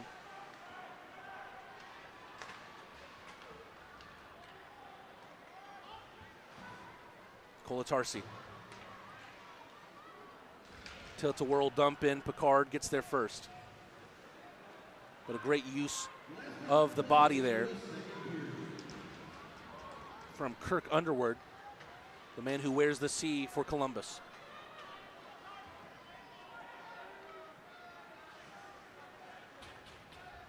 Troy Murray, he wants the last offensive foray to belong to the Rock Lobsters in this second period. Flipped down the boards. And even though Kaysen Gallant looked like he was winning that foot race, the whistle is blown.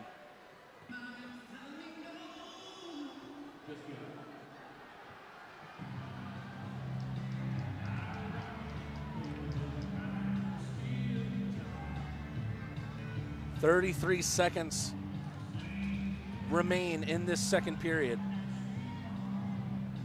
We will be tied at 3 going into period number 3. Remember, the Rock Lobsters have seen overtime in 3 straight games.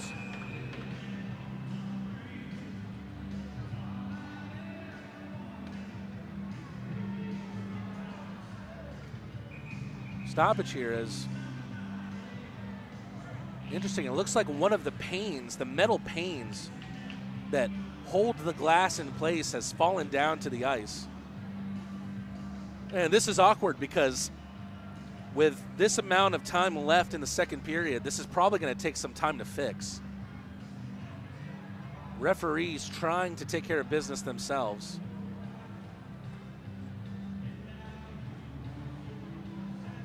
It's just off your screen where the 2 referees are working on this pane of glass. We're going to head to a commercial break. We'll be back with the remaining 33 seconds of this second period.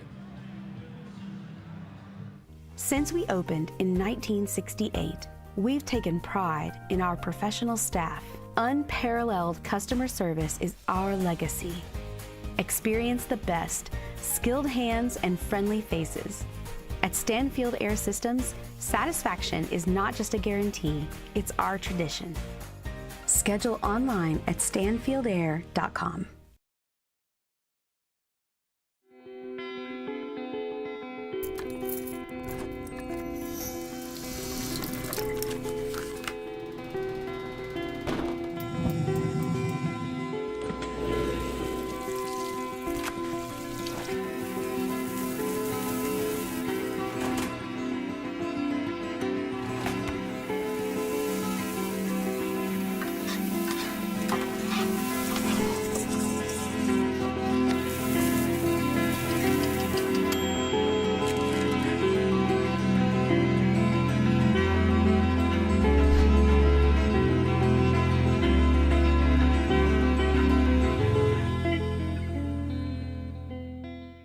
Every business owner who's built a business wonders about their company's legacy. What's the path forward after they decide to take a step back? At the heart of every succession plan is a vision that safeguards hard-earned success. This isn't just paperwork.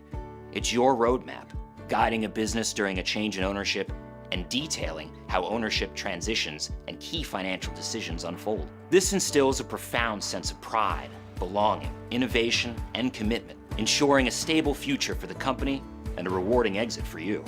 Let's forge that path together.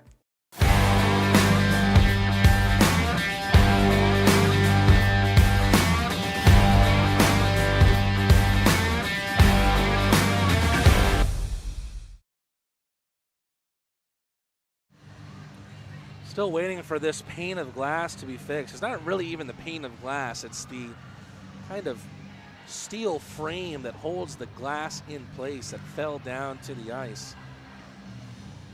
We'll make sure that if there's any hockey happening, you will be the first to see it. Stay tuned with us here on the Athens Rock Lobster Network. But before then, a reminder that this broadcast is brought to you by FanSaves. Make sure to download the FanSaves app to access exclusive deals from our partners. For example, you can log in now and you can get a free basket of fries from Farm Burger. Or how about the $3 tacos that were earned for you on the Rock Lobster goal from Philip Virgili on the power play?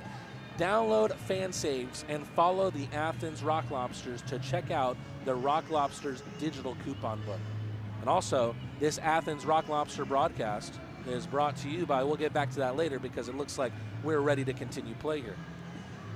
Still a lot of love for our sponsors, but we can't deprive you of the play that's happening down on the ice.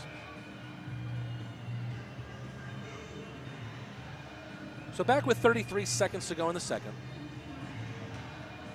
Trying to take the puck with him on the draw was McDonald, but Rock Lobsters come out of it with the puck. Murray uses his speed to get a second opportunity. Referees disagree that that was played with a high stick. Garcia takes his eye off the puck momentarily. 15 seconds to go. Is there one last scoring opportunity in this one? Garrett Milan with a great move on the entry and gets whacked in the face. So the Rock Lobsters seem likely to make it into the third period with a power play.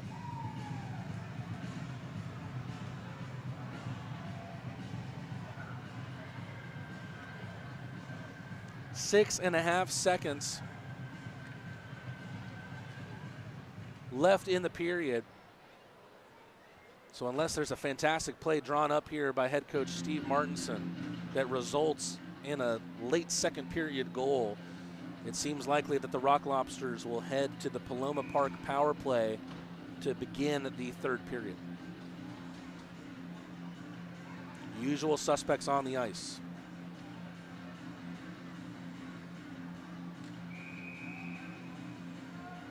Loud whistle blown.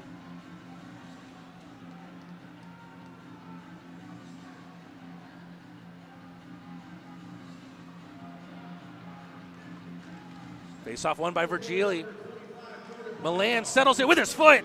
Wrister misses just wide, and that will do it for action in the second period. But there was plenty of action to be had. Cody Wickline, with about 4 minutes gone in the second, made it a 2-0 Columbus River Dragons game. But after that, just a absolute back-to-back firing of goals from the Rock Lobsters, casing a lot at the 5:05 mark.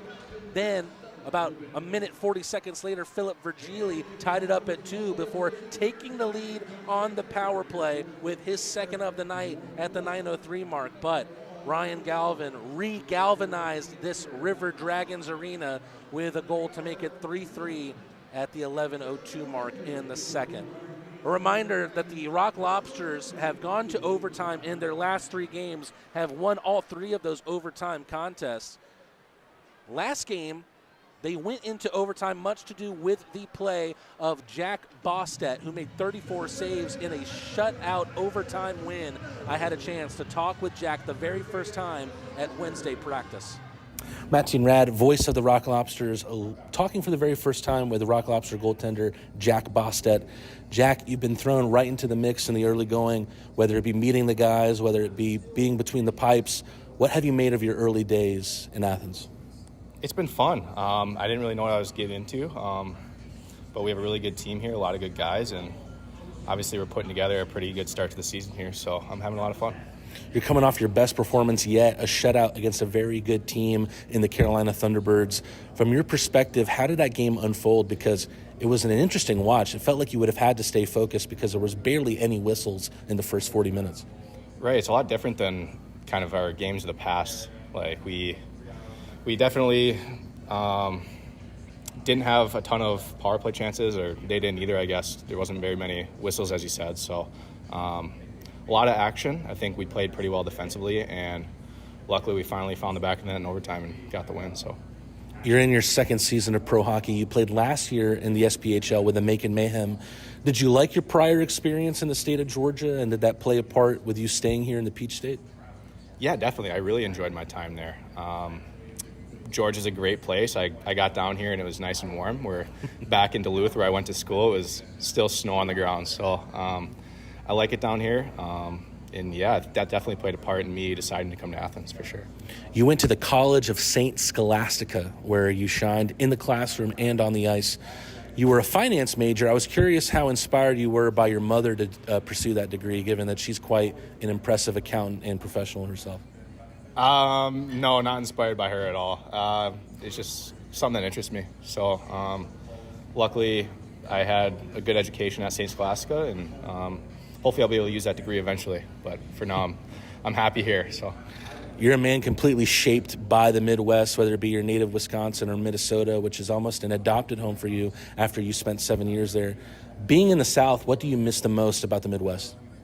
I would say the snow. It's just something I've grown up with, and I've kind of had snow around my whole life, so it'll be a little different down here. I don't think we get snow. If we do, it probably not very much. But usually if you do, it just completely shuts down all of the roads here. Right. It's a little different than back home, and especially back in Duluth. So something I'll have to adjust to for sure, but I'll definitely enjoy the warm as well. So. Being a goalie is a game of mental focus. How do you get in the zone before a game? Do you have a pregame ritual, music you listen to, pregame meal, anything like that? Nothing super specific. I try to stay to the same routine. I wouldn't say it's anything superstitious or anything like that. But, same music for the most part. I'll change it up every now and then. Like, I'm not too, hyper-focused on doing one certain thing. I just, whatever feels right at the time, I guess I'll go through that before the game and just go out there and play. So. What's a fun fact about Jack Bostad? What's something that our fans of yours or fans of the team might not know about you? Maybe how you spend your free time. I love to golf for sure. I remember you ran out of here at practice the other day saying, "I got a tee time that I've got to make." Yeah, definitely. I've gone out a few times with the guys here, and it's a good group here too. So we have a couple guys that like to go every now and then. But yeah, it's definitely something I definitely like to do in the free time. So it's nice to do it down here as well. Jack, Thanksgiving is coming up quick. What's your favorite thing to put on your plate for Turkey Day? Pumpkin pie. I'm right there with you. Yeah, I probably shouldn't say that's my favorite thing to eat, but it definitely is on my plate every Thanksgiving. So it's a special day. It's just one day of the year, right? So exactly. This is the first time you really get to say anything to the Rock Lobster fans that keep growing day by day, how many we have. What are your words to the Crustacean Nation? Thanks for supporting us. Make sure you guys come out in December when we're finally at home, and we're looking forward to putting on a good show in front of you guys. So thanks for your support, and we'll keep playing for you. Thanks so much, Jack. Yeah, thank you. Appreciate it. Tremendous to talk to Jack Bostad after what was one of the two fantastic goalie performances we've seen this season from Athens Rock Lobster goaltenders. I also had a chance to talk with Garrett Milan a couple weeks ago, and of course, that partnership between him and Carter Shinkarik has emerged repeatedly in overtime play.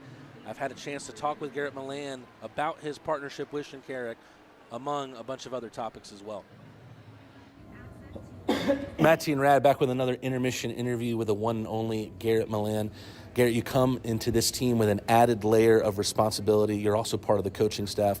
What's it been like to be a guy that the team looks to grow and to be influenced by? Yeah, I think I'm coming here, obviously you want to, first and foremost, win hockey games, but you want to kind of take the younger guys under your wings or trying to explain little things to them. And I think our team's getting a lot better at that throughout the couple weeks here at practice. Obviously, when we get into our new rink, we'll have more time to do video and to do little learning curves. But I think the team's doing pretty well right now.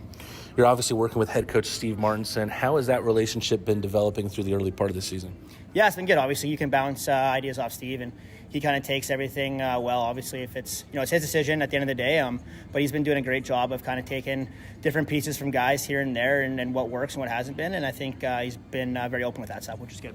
You have so much experience in this game, both here in the States and overseas. But looking at your resume, I was curious what it was like to play hockey in Scotland, because it's not exactly the first place that makes you think of hockey. Yeah, it's great. They got a great league over there. It's all English speaking, so it makes it easier for a lot of North Americans to go over there, families and such. But no, it's always been a good experience going over to Europe, whether it is over there or staying over here. It's you build a lot of good friendships and a lot of close people you stay in contact with. I had heard that you had a really positive experience in Sweden as well. Yeah, no, it's great. Obviously, a lot of guys that are very inclusive there with newcomers coming in. it was a great team and a great experience, and something that I'll cherish for a while for sure. You could not have asked for a better start to your year here. You're at the top of the Fed by yourself in goals and points. You've performed at every level, so it's really no surprise, but has the level of your start surprised you? Not necessarily. I honestly think at this point I should be doing a little better, in my opinion. Obviously, I hold myself to a high standard, and you can't be content with how your play is. Obviously, you're playing good games, and you got to keep that positivity. But I think at the end of the day, you want to strive to get better and better each day. Obviously, last year was a little struggle with one of my injuries that I had all season, and having surgery in the offseason has helped me and made me feel a lot better right now. It's probably not often that you talk about the chemistry between a forward and a D-man, but you and Carter Shinkarik seem to read each other so well on both even strength and the power play. It seems you bring out similar strengths in one another. Do you agree? Yeah, for sure. Obviously, Shanks is he was forward growing up a lot of times too, so he can read that game as an offensive D-man jumping into certain holes, and I think we do a good job of kind of talking to each other off the ice, or whether it's on practice, different plays, and how we can kind of react off each other. Obviously, it's only been a couple weeks here, and I think it's going to get even better throughout the season. But it is nice to have a good skater back there with the mindset of want to create offensive plays. I've got to ask, we've seen Mama Milan in our YouTube chats on the broadcast being very supportive of her son. Talk about how she's been there for you from the very beginning. Yeah, obviously it's great. She's a big supporter of mine, and it's funny, when you look at parents, you think sometimes they're embarrassing you, but it's all out of love. It's all out of support, and she loves what I'm doing, obviously, so it's great. She was the one who kind of taught me my first shot back in the day, the fake shot, so it's kind of funny. But no, she's been a great support over my life. Both my parents have, so it's great to have me in your corner for sure. You've been to so many different places, so many different leagues, so many different teams. We're still in the early going here as a franchise, the Athens Rock Lobsters. But what do you think has made this place special so far?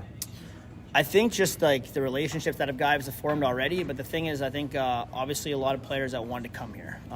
Teams in different leagues. Obviously, guys want to play hockey.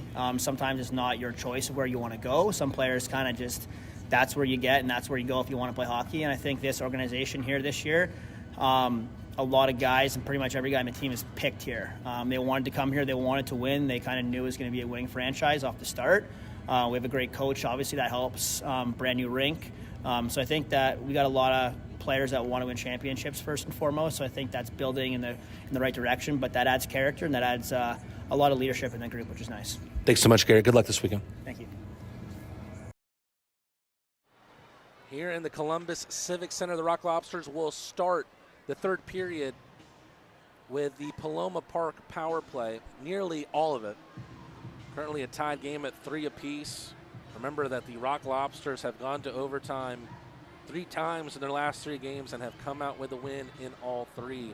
They're looking to capture some good vibes before going into the team's first bye week of the season. They will not play next weekend, returning on November 29th on also a return to Carolina to take on the Thunderbirds once again. Let's take a look at the scores around the league. Right now, the Binghamton Black Bears leading the Danbury Hat Tricks 2-0. Motor City Rockers up 2-1 against the Hudson Valley Venom. Baton Rouge Zydeco up 2-0 against the Mississippi Seawolves. And the Watertown Wolves are up 9-0 against the Danville Dashers in the second period. So some interesting games to look out for. We can also take a quick look at the standings in this Continental Division and see what's at stake here between these two teams. Columbus trying to stay undefeated and move to 7-0 on the year. Meanwhile, the Rock Lobsters are trying to stay on top of the Continental Division. Columbus will be level with Athens on points if they win in regulation. But of course, they also would have played 3 less games. Very, very interesting contest between these two teams, and there's still plenty of more hockey left to come in this one. Make sure you like and subscribe to get us closer to our subscriber goal of 500 subs. We'll be back after this commercial break.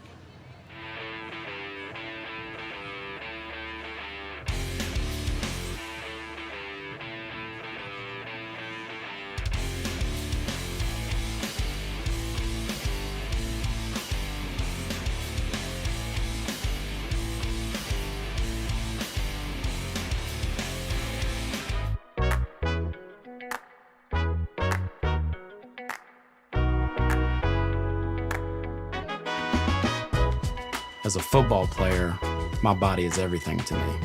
When I got injured, I was worried about my future in the game, but you and your team's expertise, care, and support reassured me from the start. I've been able to recover because of the quality care I received at Piedmont, and I am back playing at my full potential on the field. I can't thank you enough for what you've done for me, my family, and my future. Your help means the world to me, and I'll always be grateful for your part in keeping my dreams alive. How you doing? Well, I didn't know you were going to be here. Yes, sir. I'm so proud of you. So happy for you. It gives me joy to see you out there on the field doing your thing. You look good. Appreciate you. It's a good-looking ankle. I'm trying to tell you.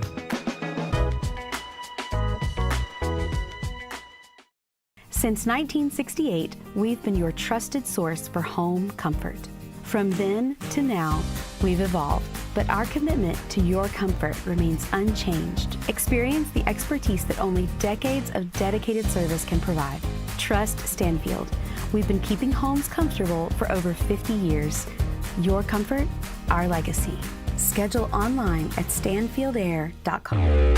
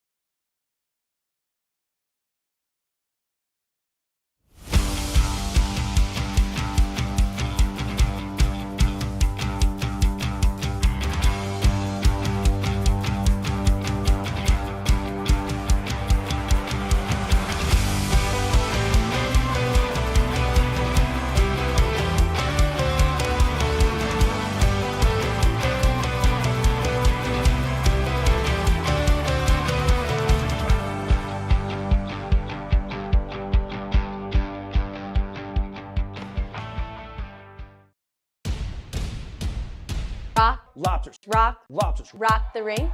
Here for fun. Promo night. Let's get it done. Opening night. Let's go. B-52s. Ready for the show? Teddy bear toss. Don't you know? Hockey and hops. Let drinks flow. Glow night Sprite. Bring the light. Witch's broom. Sorting hat. Wizard night. And you shall not pass. Greek nights here. Feel the cheer. Stick it to cancer. We're all here. Pucks and paws. Hockey and dogs. Teacher appreciation. Bring the squad. Military pride. Standing tall. Faith and family. All have a ball. First responders. Heroes true. Star Wars night. May the force be with you. Golf nights coming. Swing away. Rock Lobsters. Let's play. Red, White, red, white, red, white, blue. Athens hockey, it's all new. Red, White, red, white, red, white, blades. Athens hockey, here to stay. Let's get ready. Gang day. Rule the ice. Bring the fights. Let's get loud. Bring the crowd. Rock Lobsters. Rockin' out.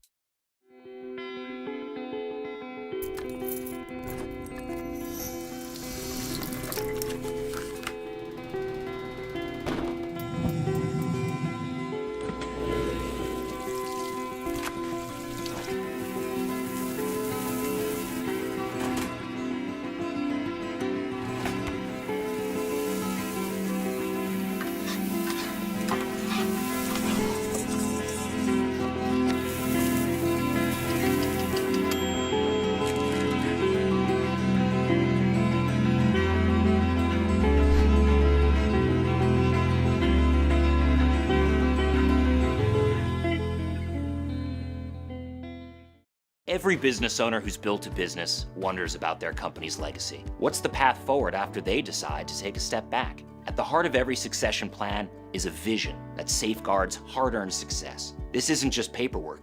It's your roadmap, guiding a business during a change in ownership and detailing how ownership transitions and key financial decisions unfold. This instills a profound sense of pride, belonging, innovation, and commitment, ensuring a stable future for the company and a rewarding exit for you.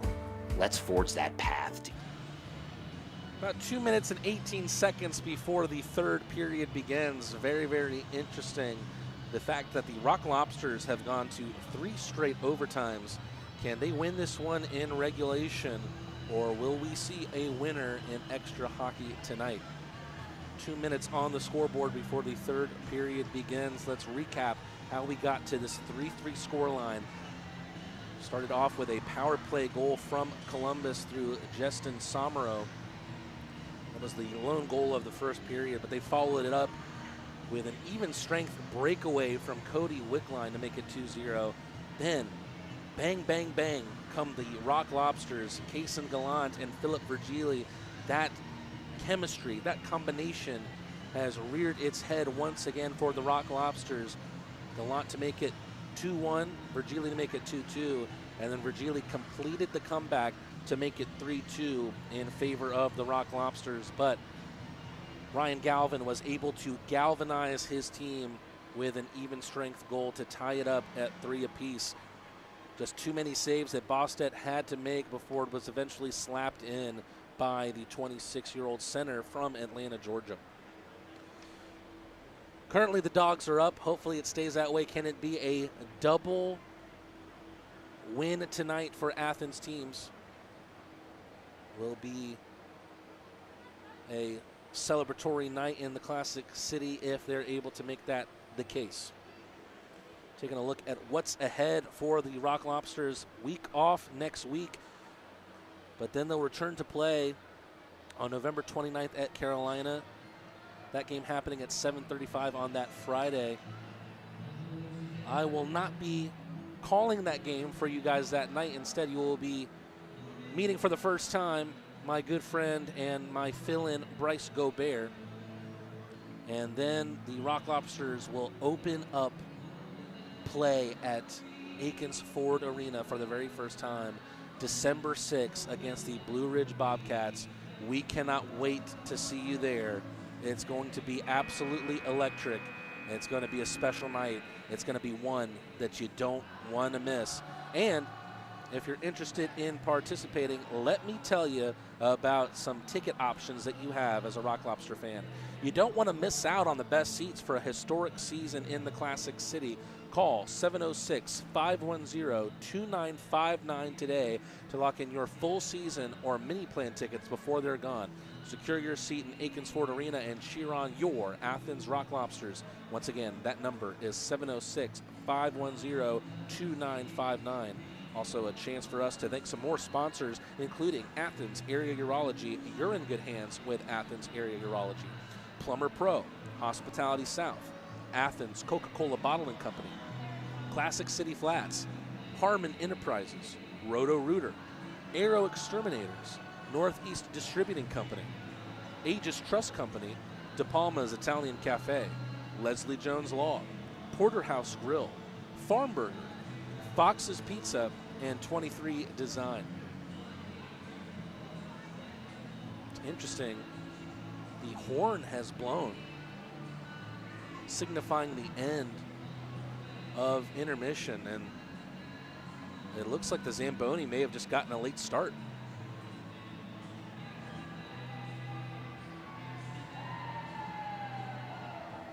Looks like there's still one last strip at center ice for the Zamboni to mark out.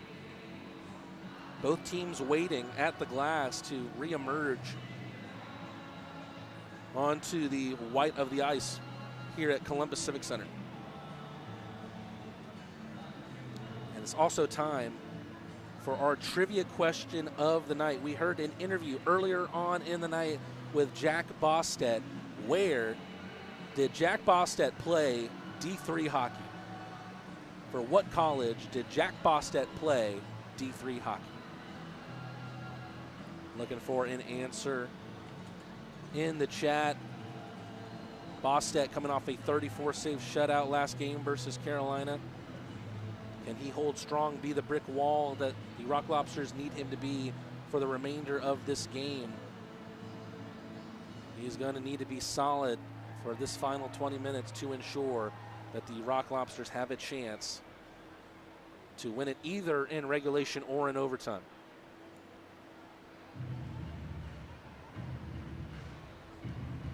Team personnel returning to the bench.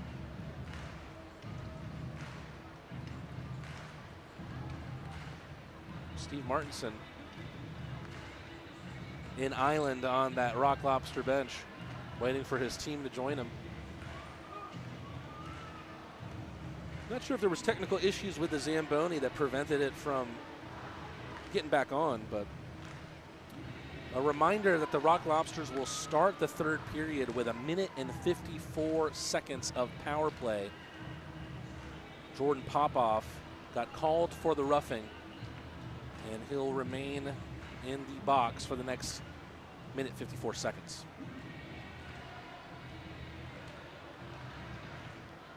Looks like the Zamboni is done here. The on-ice staff returning the net to its moorings.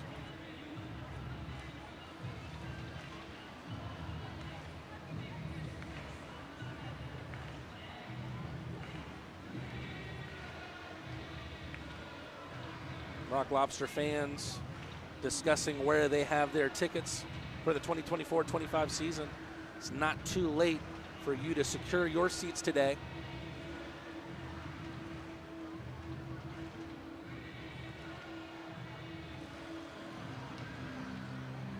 Team's still waiting for the green light to return to the ice.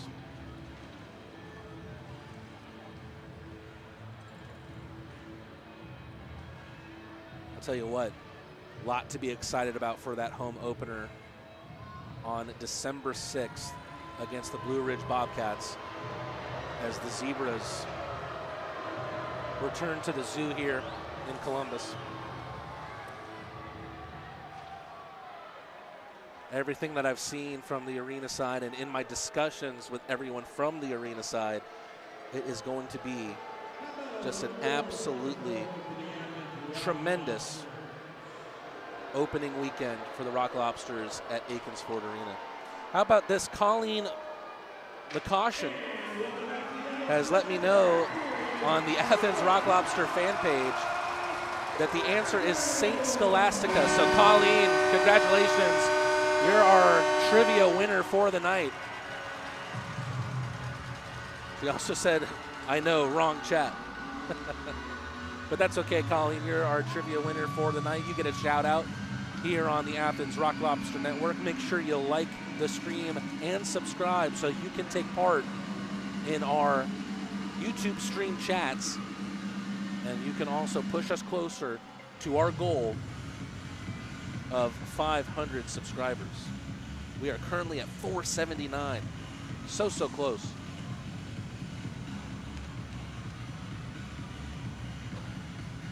Not without you Rock Lobster fans that it would have that air around this team. It's because of those that support, those that are involved with the Crustacean Nation, that have electrified the air in the Classic City.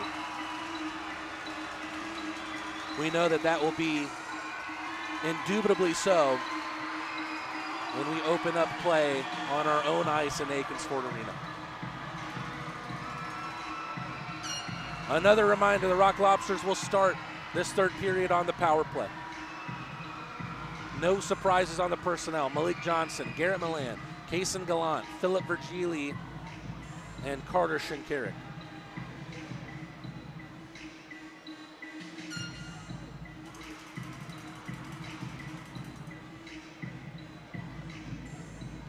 Still a delay here in getting this third period started.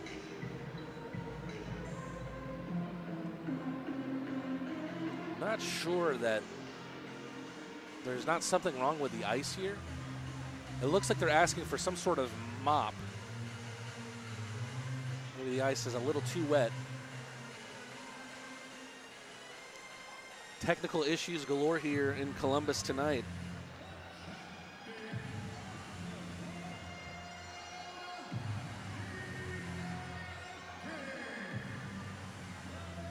The official, number 97, Cameron Campbell, squeegeeing some water out of the rink.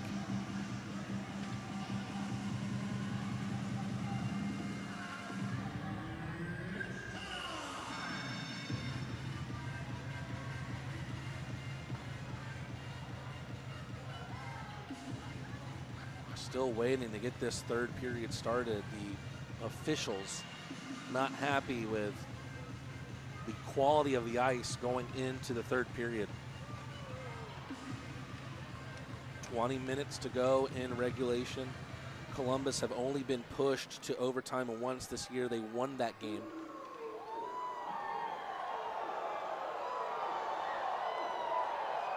You've heard the Boo Birds, but now we've got the Woo Birds out here, thanks to a Ric Flair video here in the arena. Looks like the squeegees have been done away with. Are we going to finally be able to get started here on this Rock Lobster power play and this third period? Looks like that might be the case.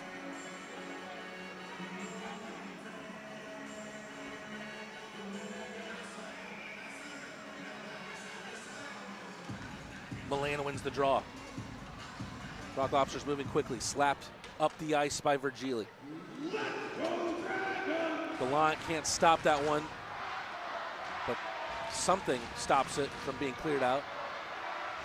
Virgili drags it up the boards. Johnson behind the net. Milan sees Shinkarik. Quick slapper pass towards Gallant, evades Athens number 9. Minute 26 to go in the power play for the Rock Lobsters. Gallant left it for Virgili, just miscommunication there. Shanks, great stick handle from Milan. Takes it in, wrists it himself into the glove of Lavallere.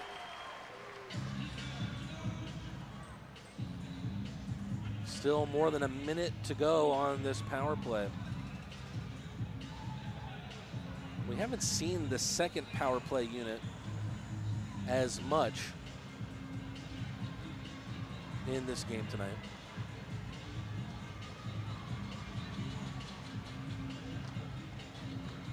River Dragons with a big defensive zone win on the faceoff. Malik Johnson has his stick being held. Shinkarik, Milan. Puck loose down the middle, can't be buried by Johnson. Cleared out to neutral ice. Shinkarik progresses the puck towards Milan, who dumps into the corner.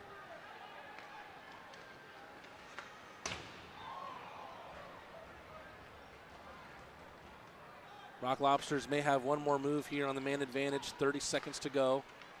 Gallant flip towards Johnson, backhanded to Milan. Milan in the corner, getting double teamed. Wheeled around to Shinkarik. Milan, great pass towards Gallant. His shot goes wide of the mark.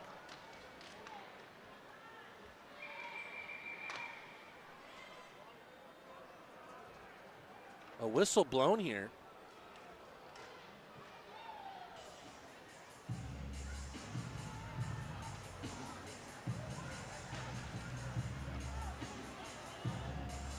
Apparently the referee sees something I don't. It looks like they think that the net is not secure enough on its moorings. I don't know what they're seeing that I'm not.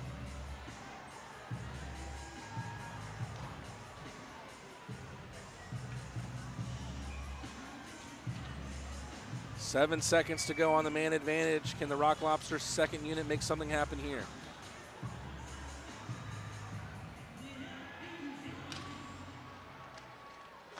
River Dragons win the draw, and that will do it for the Rock Lobster power play.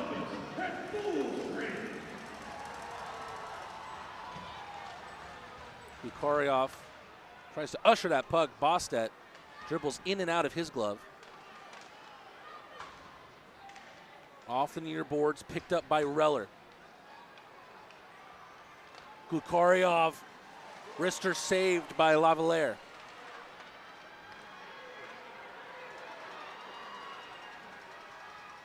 Taken over the blue line by Moore. Given a lot of time on the puck before his shot's blocked. Bukaryov gets cross-checked to the ground. Whistle comes, and just like that, the Rock Lobsters are back to the power play.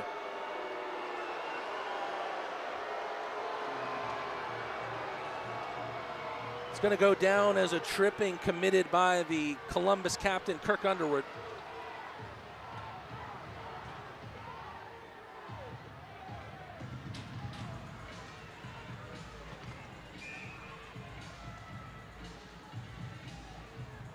Discipline problems in the first and third period. For the first period, it was the Rock Lobsters, and now Columbus having a little bit of trouble staying out of the box. Milan, really good pass to Shinkarik, who takes a check for his troubles. Gallant.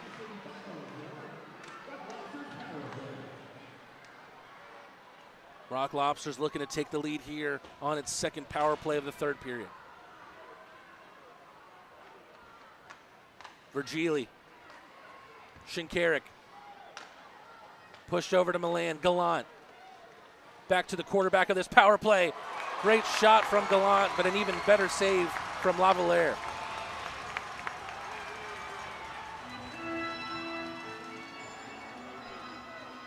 Minute 25 to go on the Paloma Park power play. According to the federalhockey.com website, Rock Lobsters looking for their first power play. No, they finally changed that. Philip Virgili given the power play goal now. Did not originally read that before.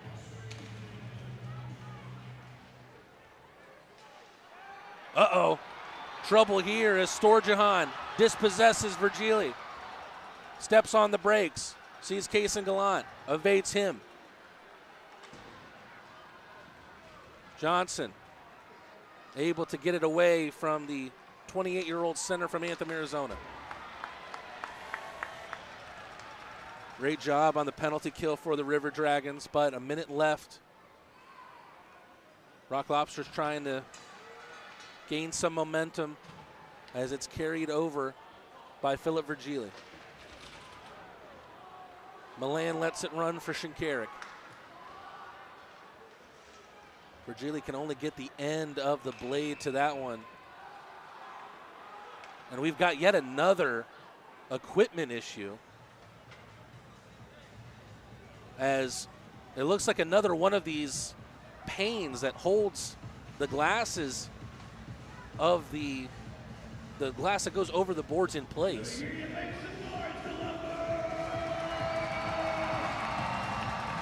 The PA announcer, I don't think, knows that there's going to have to be another stoppage in play.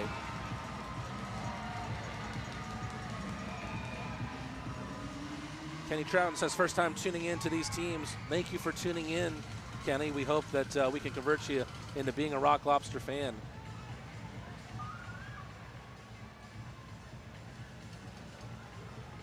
Still not seeing any personnel coming out to the ice. Looks like here comes somebody. If last time was any indicator, we've got some time to kill, so we'll go to a commercial break. 16 minutes left in regulation, 36 seconds left on the Kirk Underwood tripping call. And the Rock Lobsters find the winning goal here on the power play. Since we opened in 1968, we've taken pride in our professional staff. Unparalleled customer service is our legacy. Experience the best, skilled hands and friendly faces. At Stanfield Air Systems, satisfaction is not just a guarantee, it's our tradition. Schedule online at stanfieldair.com.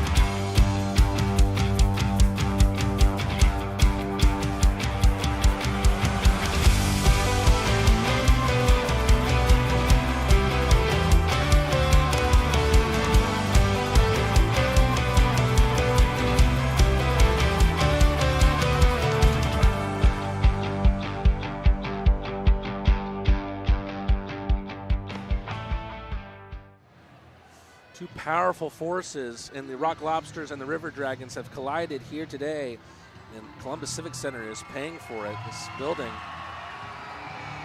has had some technical issues, whether it be the rink itself or whether it be on the camera side.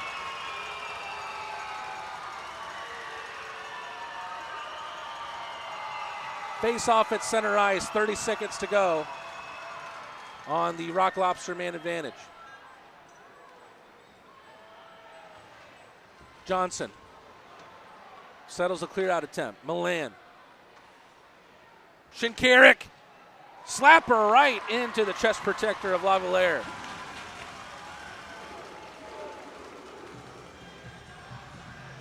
That opportunity had the air of a Carter Shinkarik goal, but a great save for the youngest goaltender in this River Dragons squad. Lavalier, 25 years old. 32-year-old, rather the number 32 goaltender out of Montreal, Quebec. Colatarsi, creative pass. Virgili, back to Shinkarik, Colatarsi. Little off aim there, Shinkarik. Colatarsi pokes it over to Shinkarik. Power play over for the Rock Lobsters, but it doesn't matter. Garrett Milan is the man once again, and he puts up the visitors 4-3 in the Columbus Civic Center. Mere seconds after the power play ended for the Rock Lobsters, they were still able to make the most with the numbers advantage, with Underwood returning to the ice.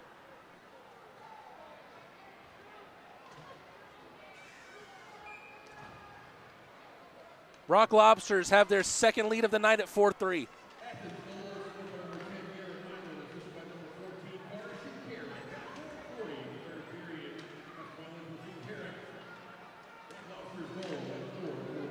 Goal was read out over the PA from Carter Shinkarik. Don't think that that's the case, but if it is, Shinkarik with a goal in his return to Columbus, the #1 overall pick out of Columbus in the FPHL draft, trying to get themselves back into it, are the River Dragons and Alexander Jemayev.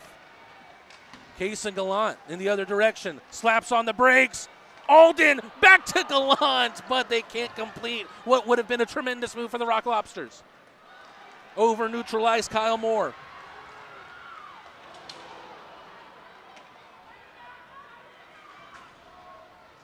Dumped back in, Bostet will handle.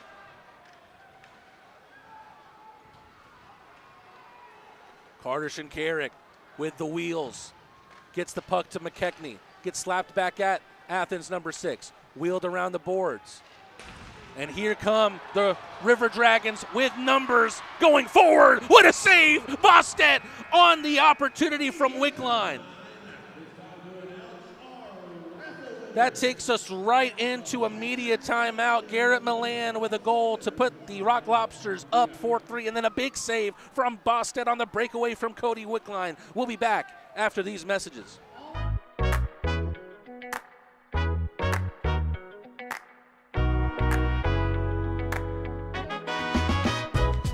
As a football player, my body is everything to me. When I got injured, I was worried about my future in the game, but you and your team's expertise, care, and support reassured me from the start. I've been able to recover because of the quality care I received at Piedmont, and I am back playing at my full potential on the field. I can't thank you enough for what you've done for me, my family, and my future. Your help means the world to me, and I'll always be grateful for your part in keeping my dreams alive. How you doing? Well, I didn't know you were going to be here. Yes, sir. I'm so proud of you. So happy for you. It gives me joy to see you out there on the field doing your thing. You look good. Appreciate you. It's a good-looking ankle. I'm trying to tell you.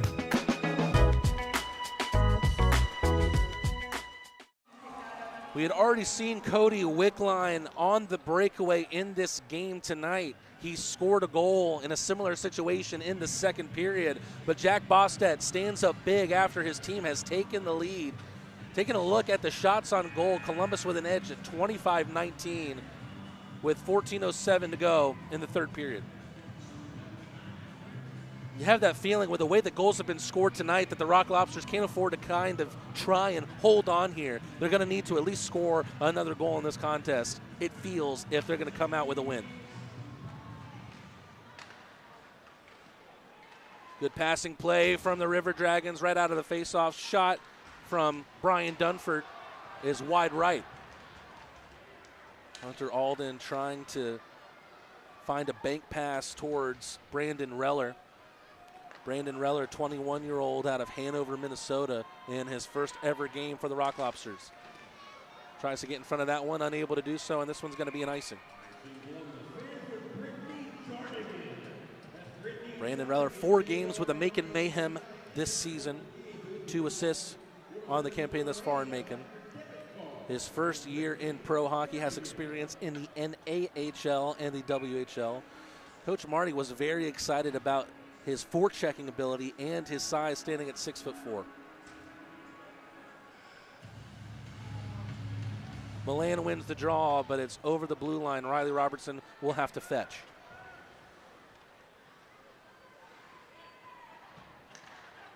Milan, Robertson, off the boards in front of his own bench.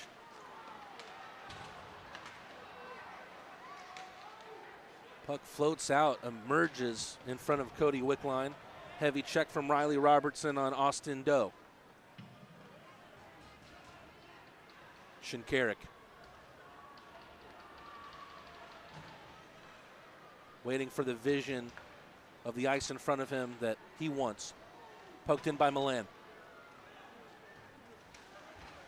Good recovery speed from Nolan Slahetka. And get offensive speed from Ryan Galvin. He's found the game-tying goal once in this contest before. Can he do it again? Here comes Garrett Milan. Evaded the takeaway many different times from Stephen Klink, but too many times he had to do that. Back to the line, Jordan Popoff. His shot goes hard off the end boards and out. Rock Lobster fans feeling good in the chat.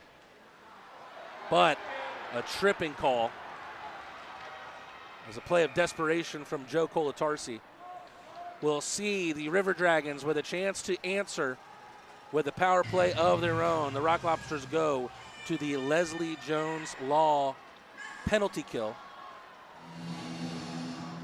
Leslie Jones Law, be good, but if you can't be good and you get caught in the penalty box, call Leslie Jones Law.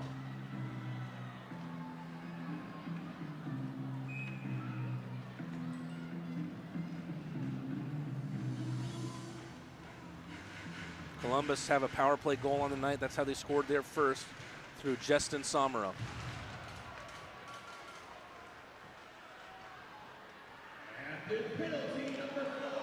And here comes a breakaway for the Rock Lobsters.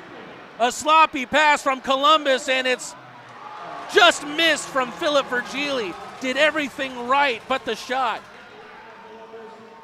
Philip Virgili looks down at the ice. A great opportunity to put the Rock Lobsters up by 2 for the first time on the night.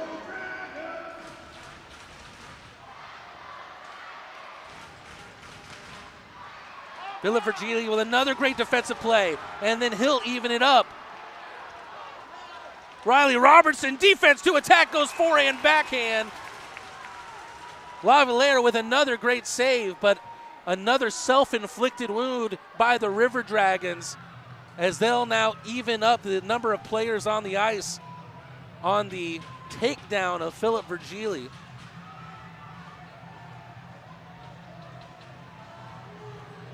There'll be a minute 17 of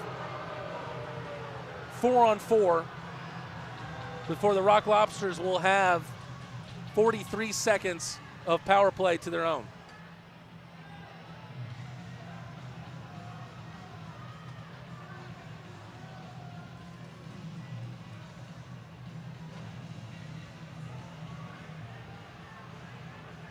Not sure if we're in a break here or not, but Members of both teams jawing at each other right now.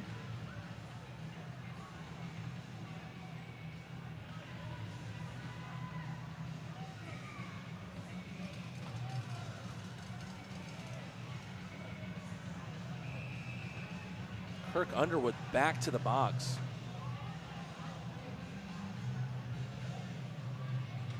It's called for interference.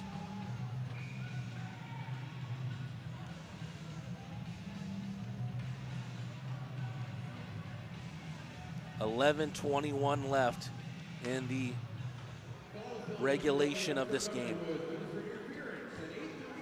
There'll be more ice available on the 4-on-4. Gallant tries to step up, can't get in front of the pass towards Hugh Anderson. Cody Wickline showing his speed once again. Brandon Picard with a hip check. Able to stand back up quickly though is Lind. He gets taken down, and just like that, we go now to a 4-on-3.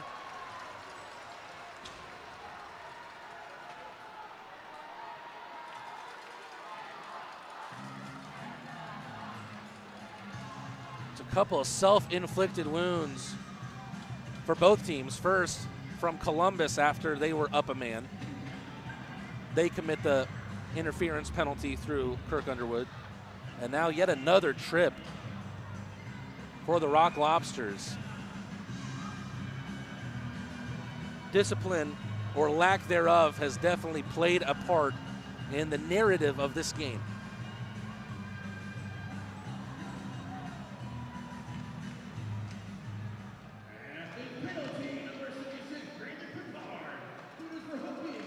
And there's the backhand goal.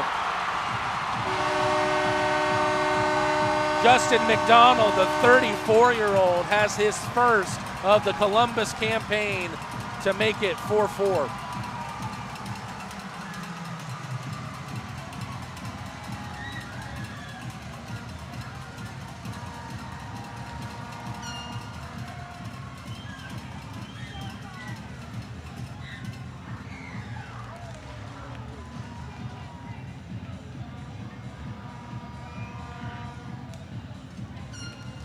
Have an idea here to try and get y'all a better view of center ice.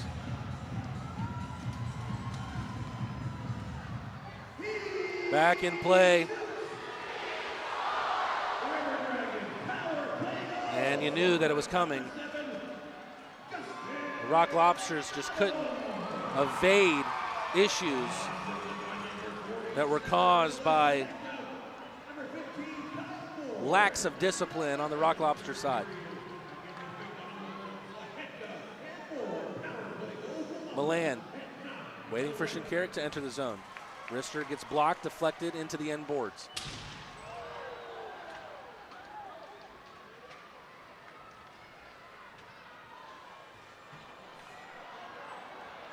Milan slapper takes a piece of Lavalaire's glove.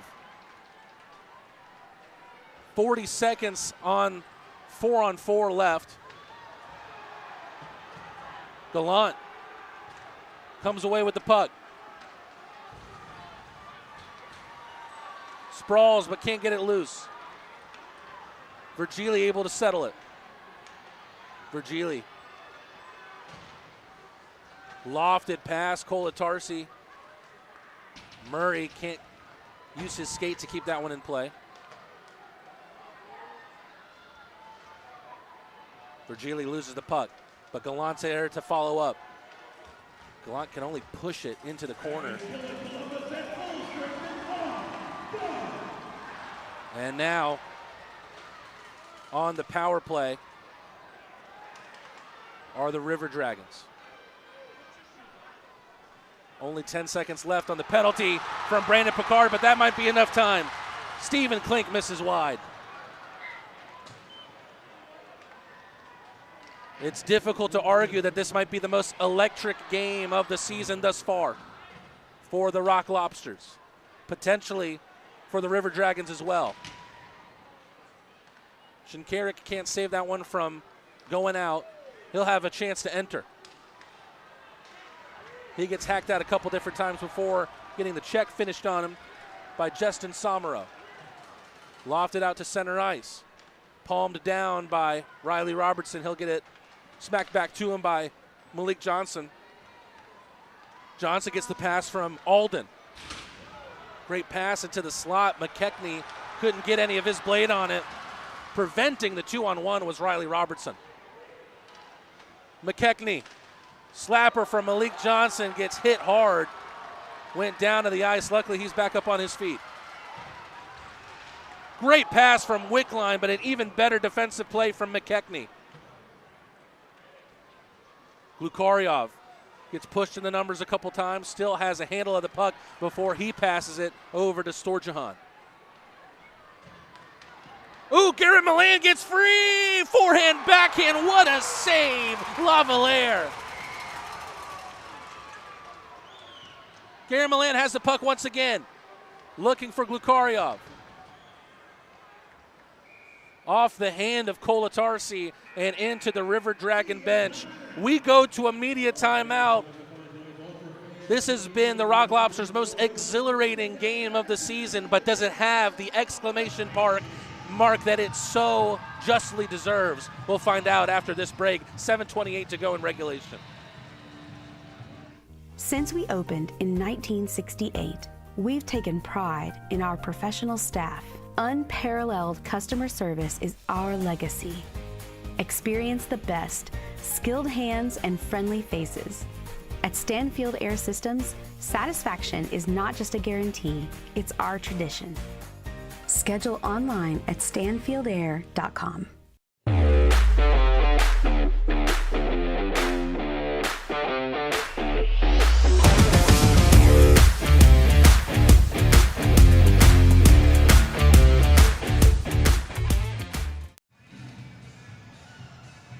A 4-4 game thanks to 2 third-period goals, one from Garrett Milan.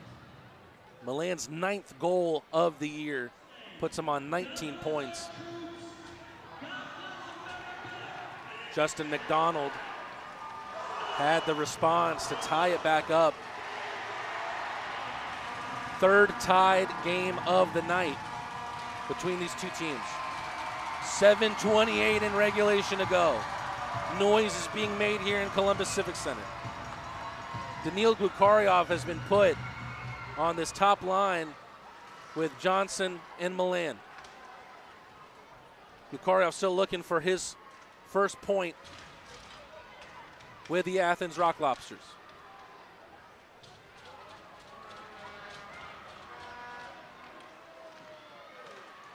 Milan with the pass to Johnson.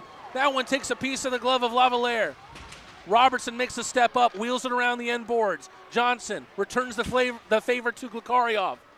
Johnson with a wrister. Riley Robertson with a slapper. Turnaround shot. Garrett Milan misses. 3 great opportunities, all stuffed by Lavalier. Slapper is an absolute laser from Jemayev, but misses.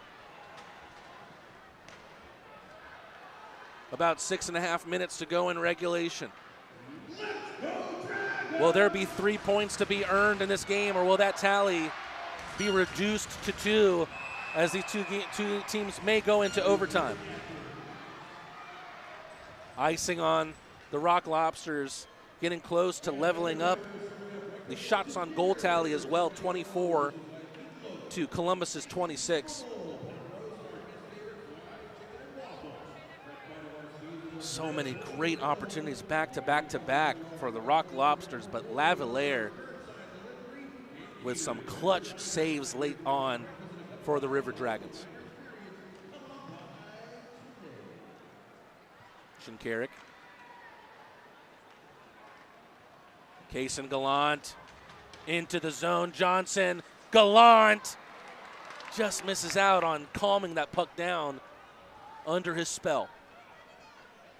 Slaheta. Not sure what he was looking for there, but it doesn't matter as Murray's clearance attempt goes into Stephen Klink and forces a save out of Bostad.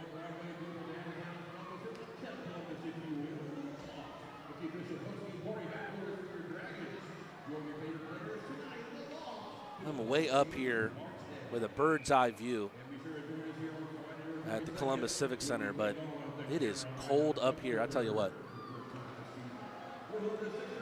Even though the game on the ice is heating up, Galvin gets checked in the back from Kolatarsi. Virgili able to pin another River Dragon. Rock Lobsters will come out of here with the puck, and it's cleared the length of the ice for yet another icing.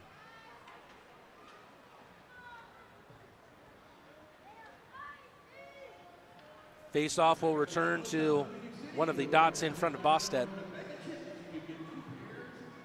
Bostedt with 23 saves in this game. Lavalier with 20.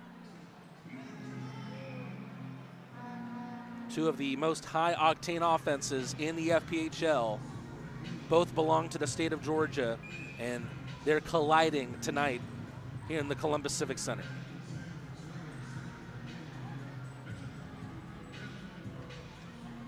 Face-off won by the River Dragons.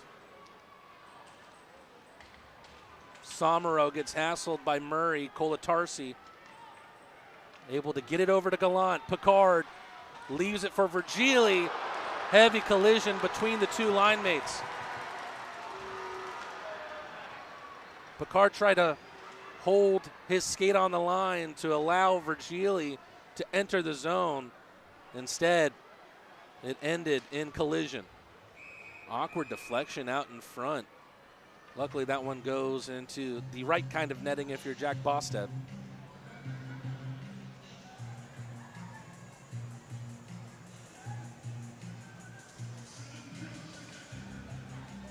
Money line on for the Rock Lobsters. And we could see the Russian text in our chat that there's some fans of the newest member of the money line, Daniil Glukaryov, joining us tonight. Question is, what time is it in Glukaryov's native Moscow?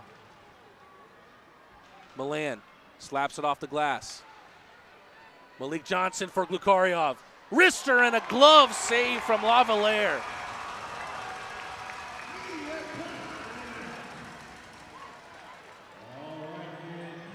My goodness, what a save from Lavalier on a golden opportunity for Daniil Glukaryov to register his first point as a Rock Lobster. We go back to a break, 4:54 left in regulation.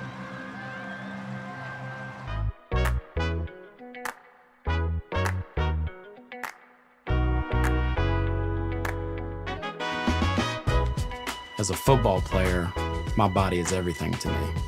When I got injured, I was worried about my future in the game, but you and your team's expertise, care, and support reassured me from the start. I've been able to recover because of the quality care I received at Piedmont, and I am back playing at my full potential on the field. I can't thank you enough for what you've done for me, my family, and my future. Your help means the world to me, and I'll always be grateful for your part in keeping my dreams alive. How you doing? Well, I didn't know you were going to be here. Yes, sir. I'm so proud of you. So happy for you. It gives me joy to see you out there on the field doing your thing. You look good. Appreciate you. It's a good-looking ankle. I'm trying to tell you.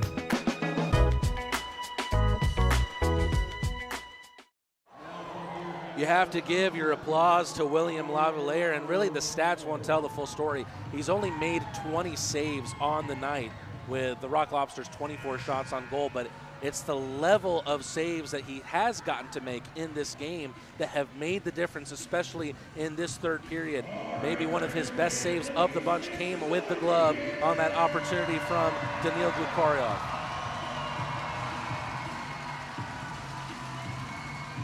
The Russians are putting the claws up in the chat. Will that give Daniil Glukaryov the power here?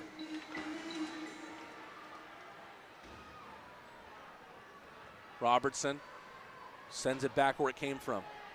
Handled by Lavalier. Left for a teammate. Glukaryov backhands it. Milan sent it to the zone. 4.5 minutes to go in this game.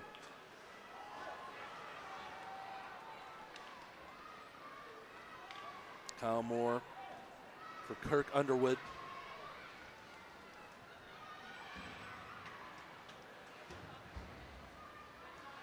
Malik Johnson able to send it into the corner for the Russian.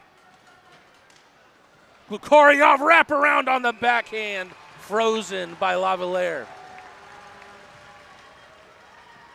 You could see the hunger in the Russian who wears 77, Danil Glukarov, to register his first point as an Athens Rock Lobster.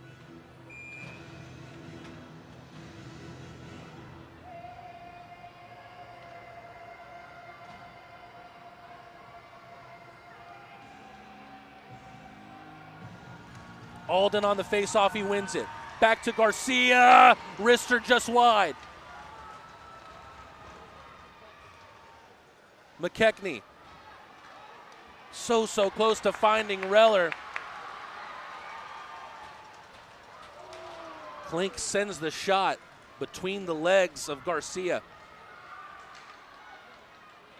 McKechnie gets hacked, still able to send that one to the line. Garcia able to clear the zone. McKechnie settles the puck at neutral ice. But here come the River Dragons. Dumped into the corner, takes a friendly bounce for Murray. Great pass from Hunter Alden, but just misses Virgili. And we've got another Rock Lobster icing.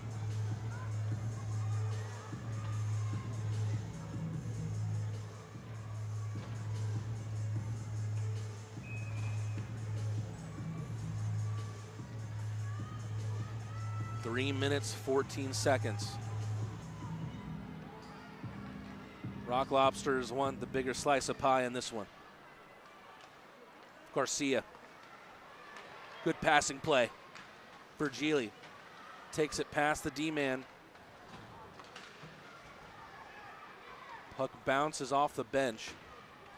Sent further on its way by Justin Somero, the scorer of Columbus's first. Oh my goodness! Long range shot. Takes a crazy deflection from Alex Storjahan, I believe. It looks like Cody Wickline, who sent that shot in, is celebrating with his bench, but a potential heartbreaking goal here in Columbus if you're cheering on the Rock Lobsters.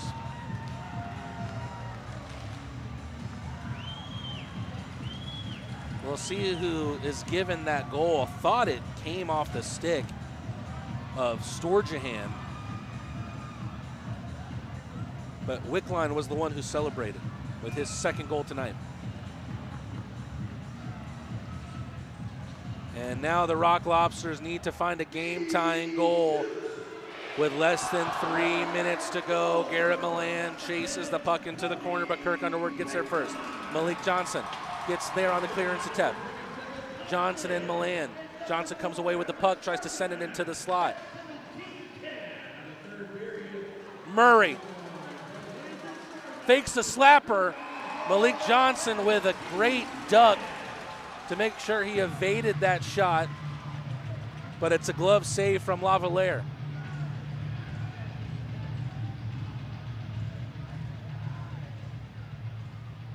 Our friends in Moscow joining us despite it being 6 in the morning. Can the Rock Lobsters do it for the fans watching all the way in Moscow?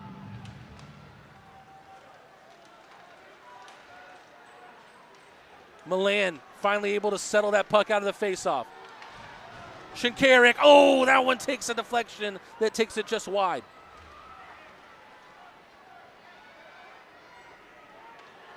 Gallant whistles it around the inboards. Rock Lobsters able to keep the River Dragons pinned here. A backhand attempt at the empty net will not go. Rock Lobsters with the empty net with a little less than 2 minutes left. We've seen some heroic plays for the Rock Lobsters in this game. Can they send it into an overtime period to create yet another twist in the tale? Another nick in this narrative.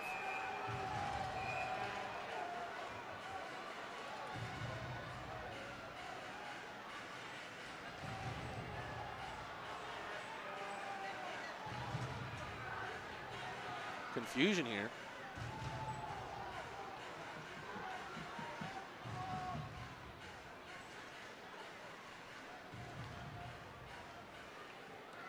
Referees are consulting here, right in front of the penalty boxes. I think it was just to discuss where the faceoff should be taken.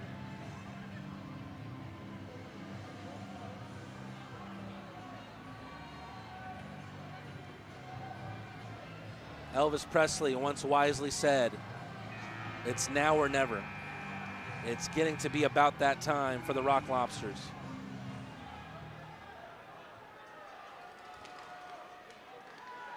Gallant comes out of the faceoff with the puck. Murray over to Shinkarik. Wrister from long distance. Misses wide. Gallant, Murray with a quick pass over to the captain. Shot into the glove of Lavalier.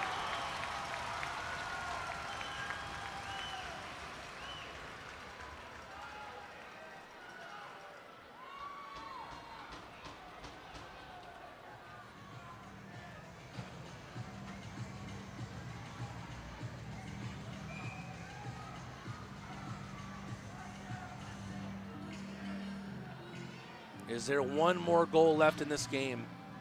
And if there is, will fortune favor the bold? Rock Lobsters with an empty net. Murray shot deflected into the far corner. Milan back to Shinkarik. Little triangle here between Gallant and Milan and Shinkarik. Columbus can't clear the puck. Heavy check from Wickline on Milan. Sent up the ice. Murray will get there before Storjahan. Minute of play remaining. Virgili can't take the puck with him. Shinkarik has to avoid Wickline. Gallant settles the puck with his hands.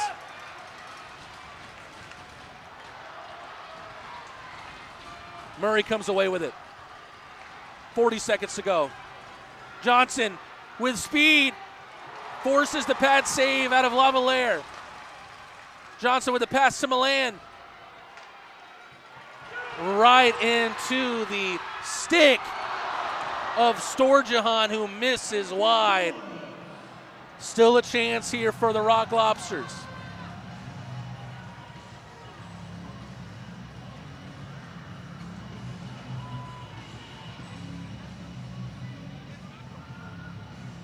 Garrett Milan and the Rock Lobsters very, very lucky that that intercepted pass from Alex Storjahan is not currently in the back of the Rock Lobster net.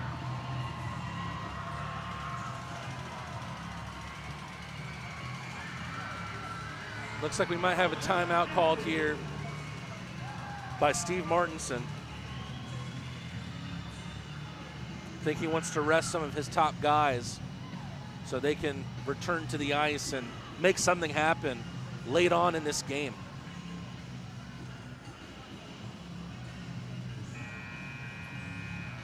It has been a topsy-turvy game in this one, but currently Columbus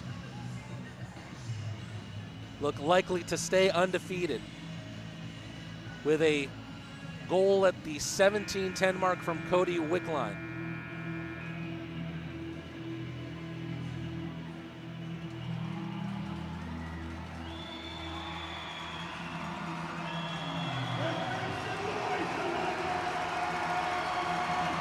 Is there a superhero on the ice right now for the Rock Lobsters? There will have to be if we go to overtime.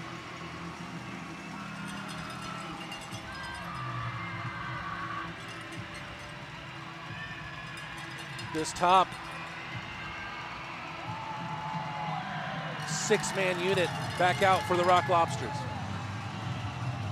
24.4 seconds on the clock. It has to come here, and it has to come now. Kolatarsi for Shikarik, he shoots. Shot gets blocked out. More seconds shaved off the clock. Kaysen Gallant wheels around to go again. Gallant will take it into the zone. 10 seconds. Shikarik. Shot! Gallant scores! He scores! Kaysen Gallant ties it up late. And we've got a fight on the ice. Oh my goodness gracious. This game has exploded late on. The goal light came on. But what's to come here out of the officiating as Kaysen Gallant believes he has scored a goal to make it 5-5 late on.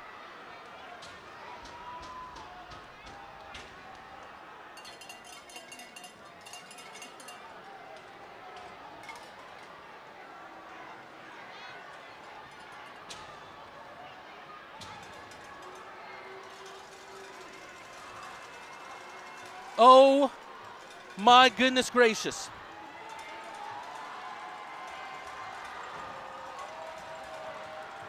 Unfortunately, it looks like Carter Shinkarik is going to the box along with a River Dragon who I didn't see. Oh my goodness.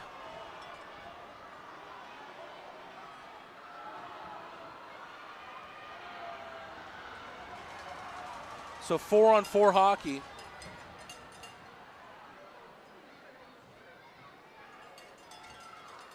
That'll be more or less nullified as we go into the overtime period.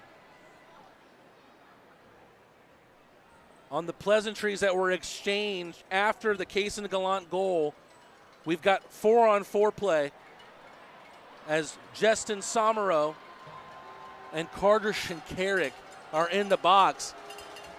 That's not great news for the Rock Lobsters as Carter Shinkarik has been so important on 3-on-3 play for the Rock Lobsters this season.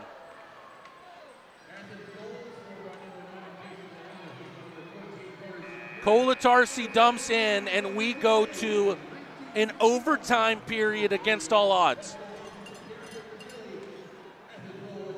A buzzer beater goal with 5 seconds left in the game from Kaysen Gallant.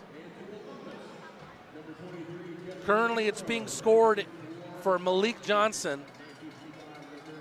We'll see if we can take another look. Philip Nelson, I do appreciate being able to hear the hockey noises tonight on stream, by the way. Would love to do more of that. With remote calls, it's a little bit difficult. You wouldn't be able to hear any hockey-related noises without also being able to hear the other team's commentator. That's not a factor tonight as I am currently here in Columbus. Let's see if we can take another look here. I want to see. Looks like it was shoved in by Kaysen Gallant. Oh, still having trouble catching my breath here.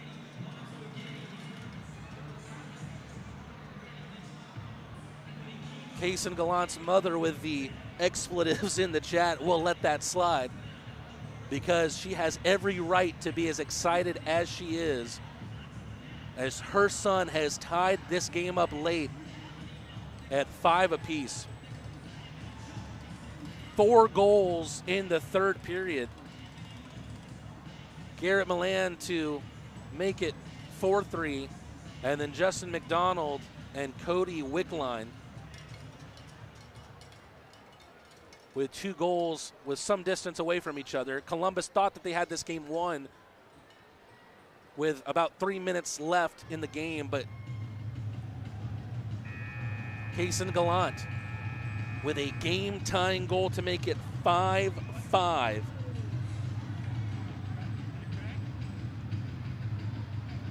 With 5 seconds left in the game. The 4-on-4 offsetting penalties will more or less be nullified with overtime.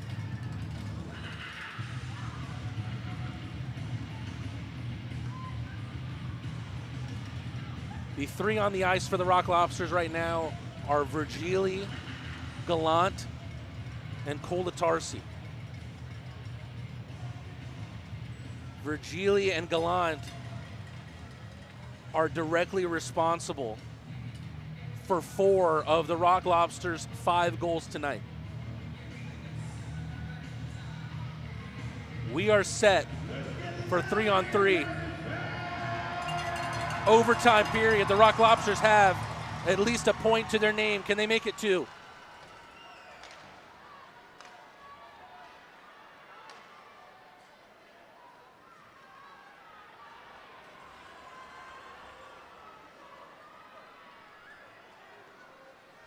Pensive start here before Kyle Moore takes it into the zone. Really good toe drag, but misses the shot wide.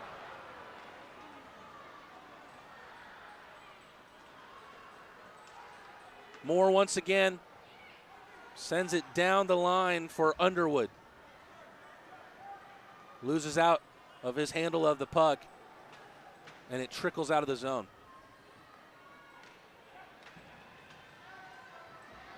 Milan on with Johnson and Riley Robertson.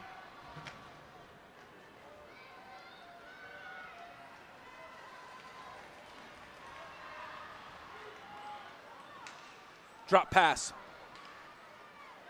Jemayev. Klink. Back for Jemayev. Wrister save in the glove of Bostet.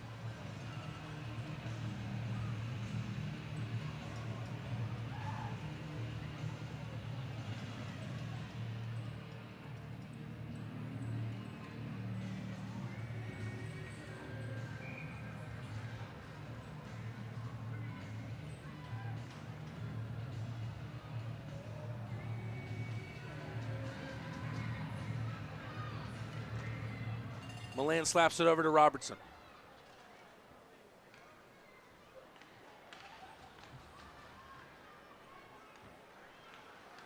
Milan. Robertson unable to hold at the line, and it'll be offsides.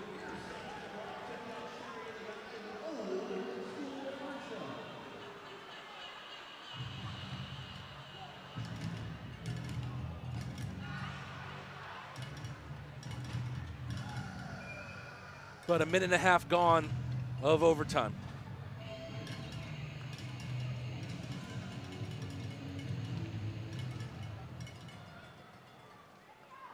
Milan slaps that through on the faceoff.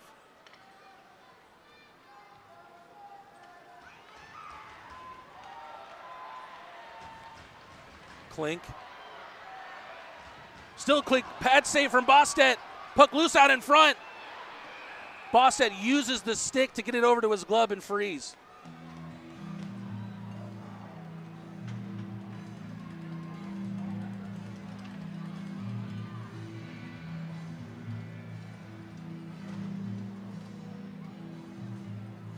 It's getting difficult to find words to continue to describe this game.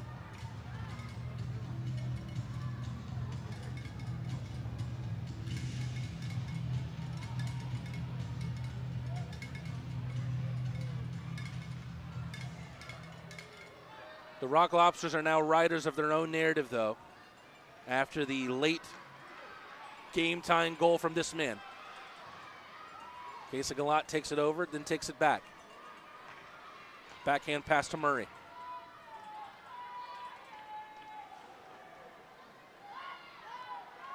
Murray on the near side is Virgili. Into the offensive zone. Still Virgili. Had 2 River Dragons in front of him.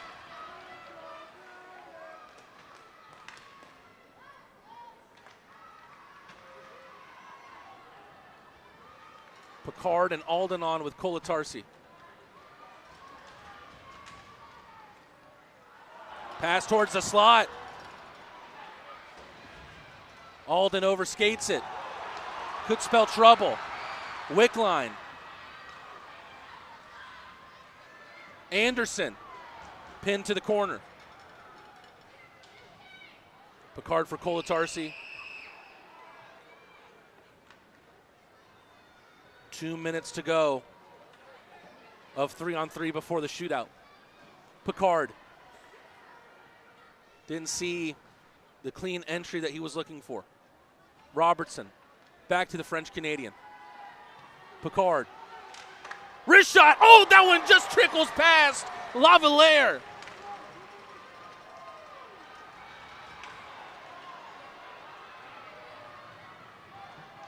McDonald tiptoes in. Back to Underwood. Underwood generates some speed before finding Jemayev.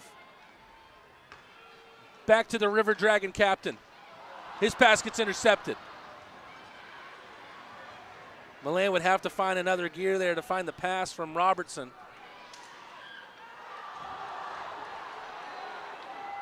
Johnson's stick gets hacked. Rock Lobsters with numbers.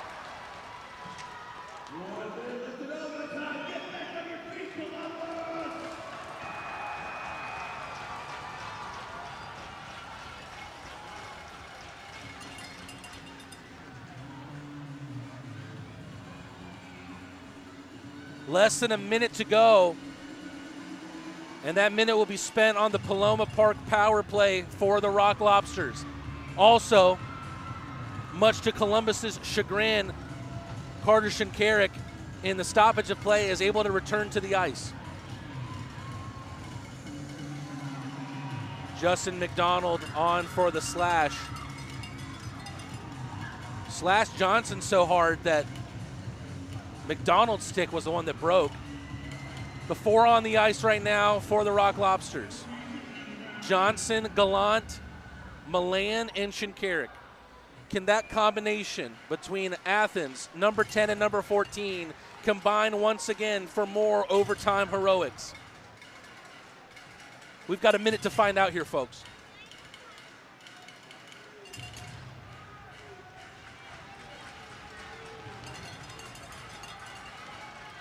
Puck dropped. Johnson gets there first. Back to Milan. Shinkarik. Gallant.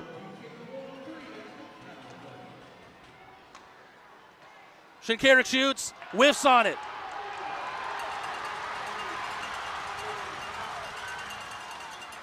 Losing out on the handle with Storjahan. Gallant gets there. Rock Lobsters will try to reload with 30 seconds left in overtime. Gallant steps on the brakes. Shinkarik plays it with the skate. Gets it back to Gallant. Pass to Milan, back over to Johnson. Evades the blade of his stick, and then Gallant can't keep it in play. Rock Lobsters have to be quick here if they want one more opportunity. Shinkarik into the zone. Drop pass for Milan. Johnson misses out on the pass. And we are going to a shootout.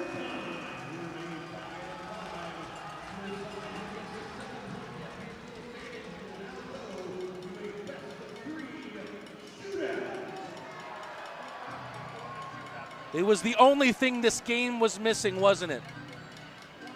For the Rock Lobsters, after tying the game with 5 seconds left through Kaysen Gallant, it seems likely that he'll return to the ice to take part in the shootout just as he did 2 games ago at Monroe,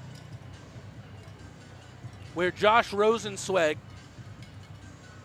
stopped both moccasin shots and goals were scored by Brandon Picard and Kaysen Gallant. The difference from that game to this game is now Steve Martinson also has Garrett Milan at his disposal. Milan was kicked from that game late on.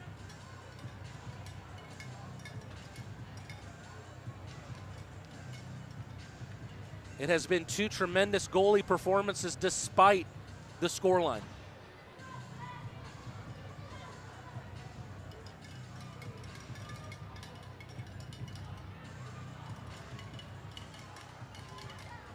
Both goaltenders in their nets. Brandon Picard will be the first shooter. He's 1 for 1 on penalty shots this year.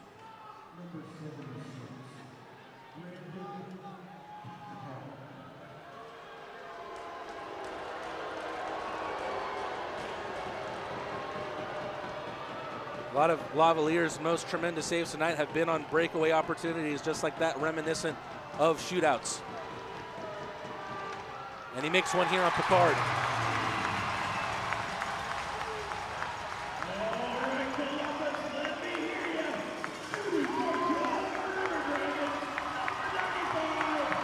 Deep breath for Bostedt, who will try to clear the nerves before Stephen Klink takes his shot.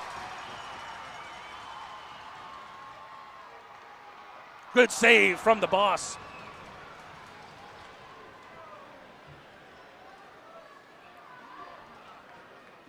Same shooters thus far for the Rock Lobsters. Kaysen Gallant has been Superman already tonight.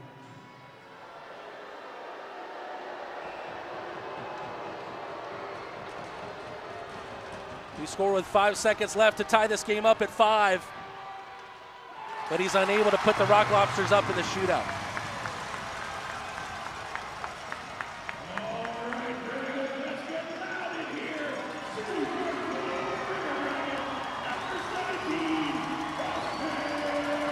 Austin Doe up to take the second attempt. Bostedt way out of his net. Closes the 5-hole though and makes the save on Doe.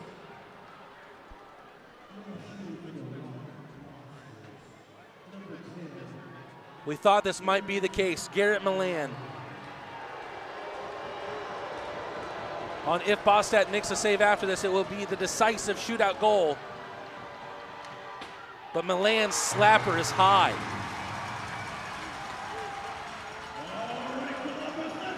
Both goaltenders perfect thus far.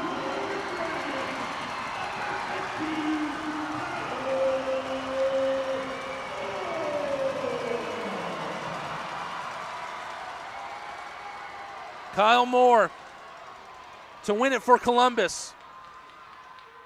But another save from Bostedt.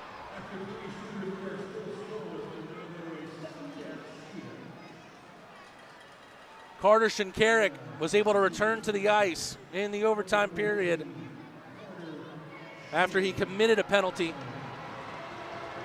right after the Gallant goal was scored. Shinkarik from the right faceoff circle. Forehand, backhand, off the bar and in. The Athens captain goes bar down on Lavalier, and now the Rock Lobsters are a Bostedt save away from coming out of the Columbus Civic Center with 2 points. It'll have to be the Columbus captain, Kirk Underwood.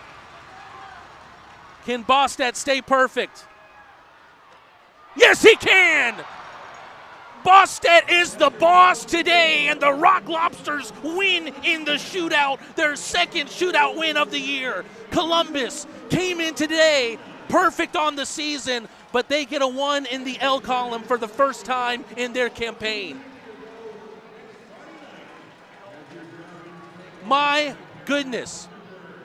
Carter Shinkarik with the shootout goal. Jack Bostedt, having seen 4 shots, saves all of them. Let's take a look at how this game went down. It started on the power play for Columbus through Justin Somero, a power play goal. Then they made it 2-0 in the second period on a breakaway goal from Cody Wickline. Rock Lobster fans and the team were not feeling good in that second period. A little bit of sloppy play through the first 23-25 minutes, but then Kaysen Gallant got the Rock Lobsters on the board to make it 2-1. Philip Virgili followed suit about a minute and a half later with a goal of his own, and then made it 2 on the night for him on the power play later on in that period. Columbus would have the last laugh in the second, though, as Ryan Galvin galvanized his team with an even strength goal to make it 3-3. Garrett Milan, you know he always needs his piece of the pie. He made it 4-3 late on with 4:40 through in the third period. But back-to-back goals from Columbus had them thinking that they had won this game. Cody Wickline with a goal with less than 3 minutes to go in regulation put the River Dragons up 5-4, but with 5 seconds left.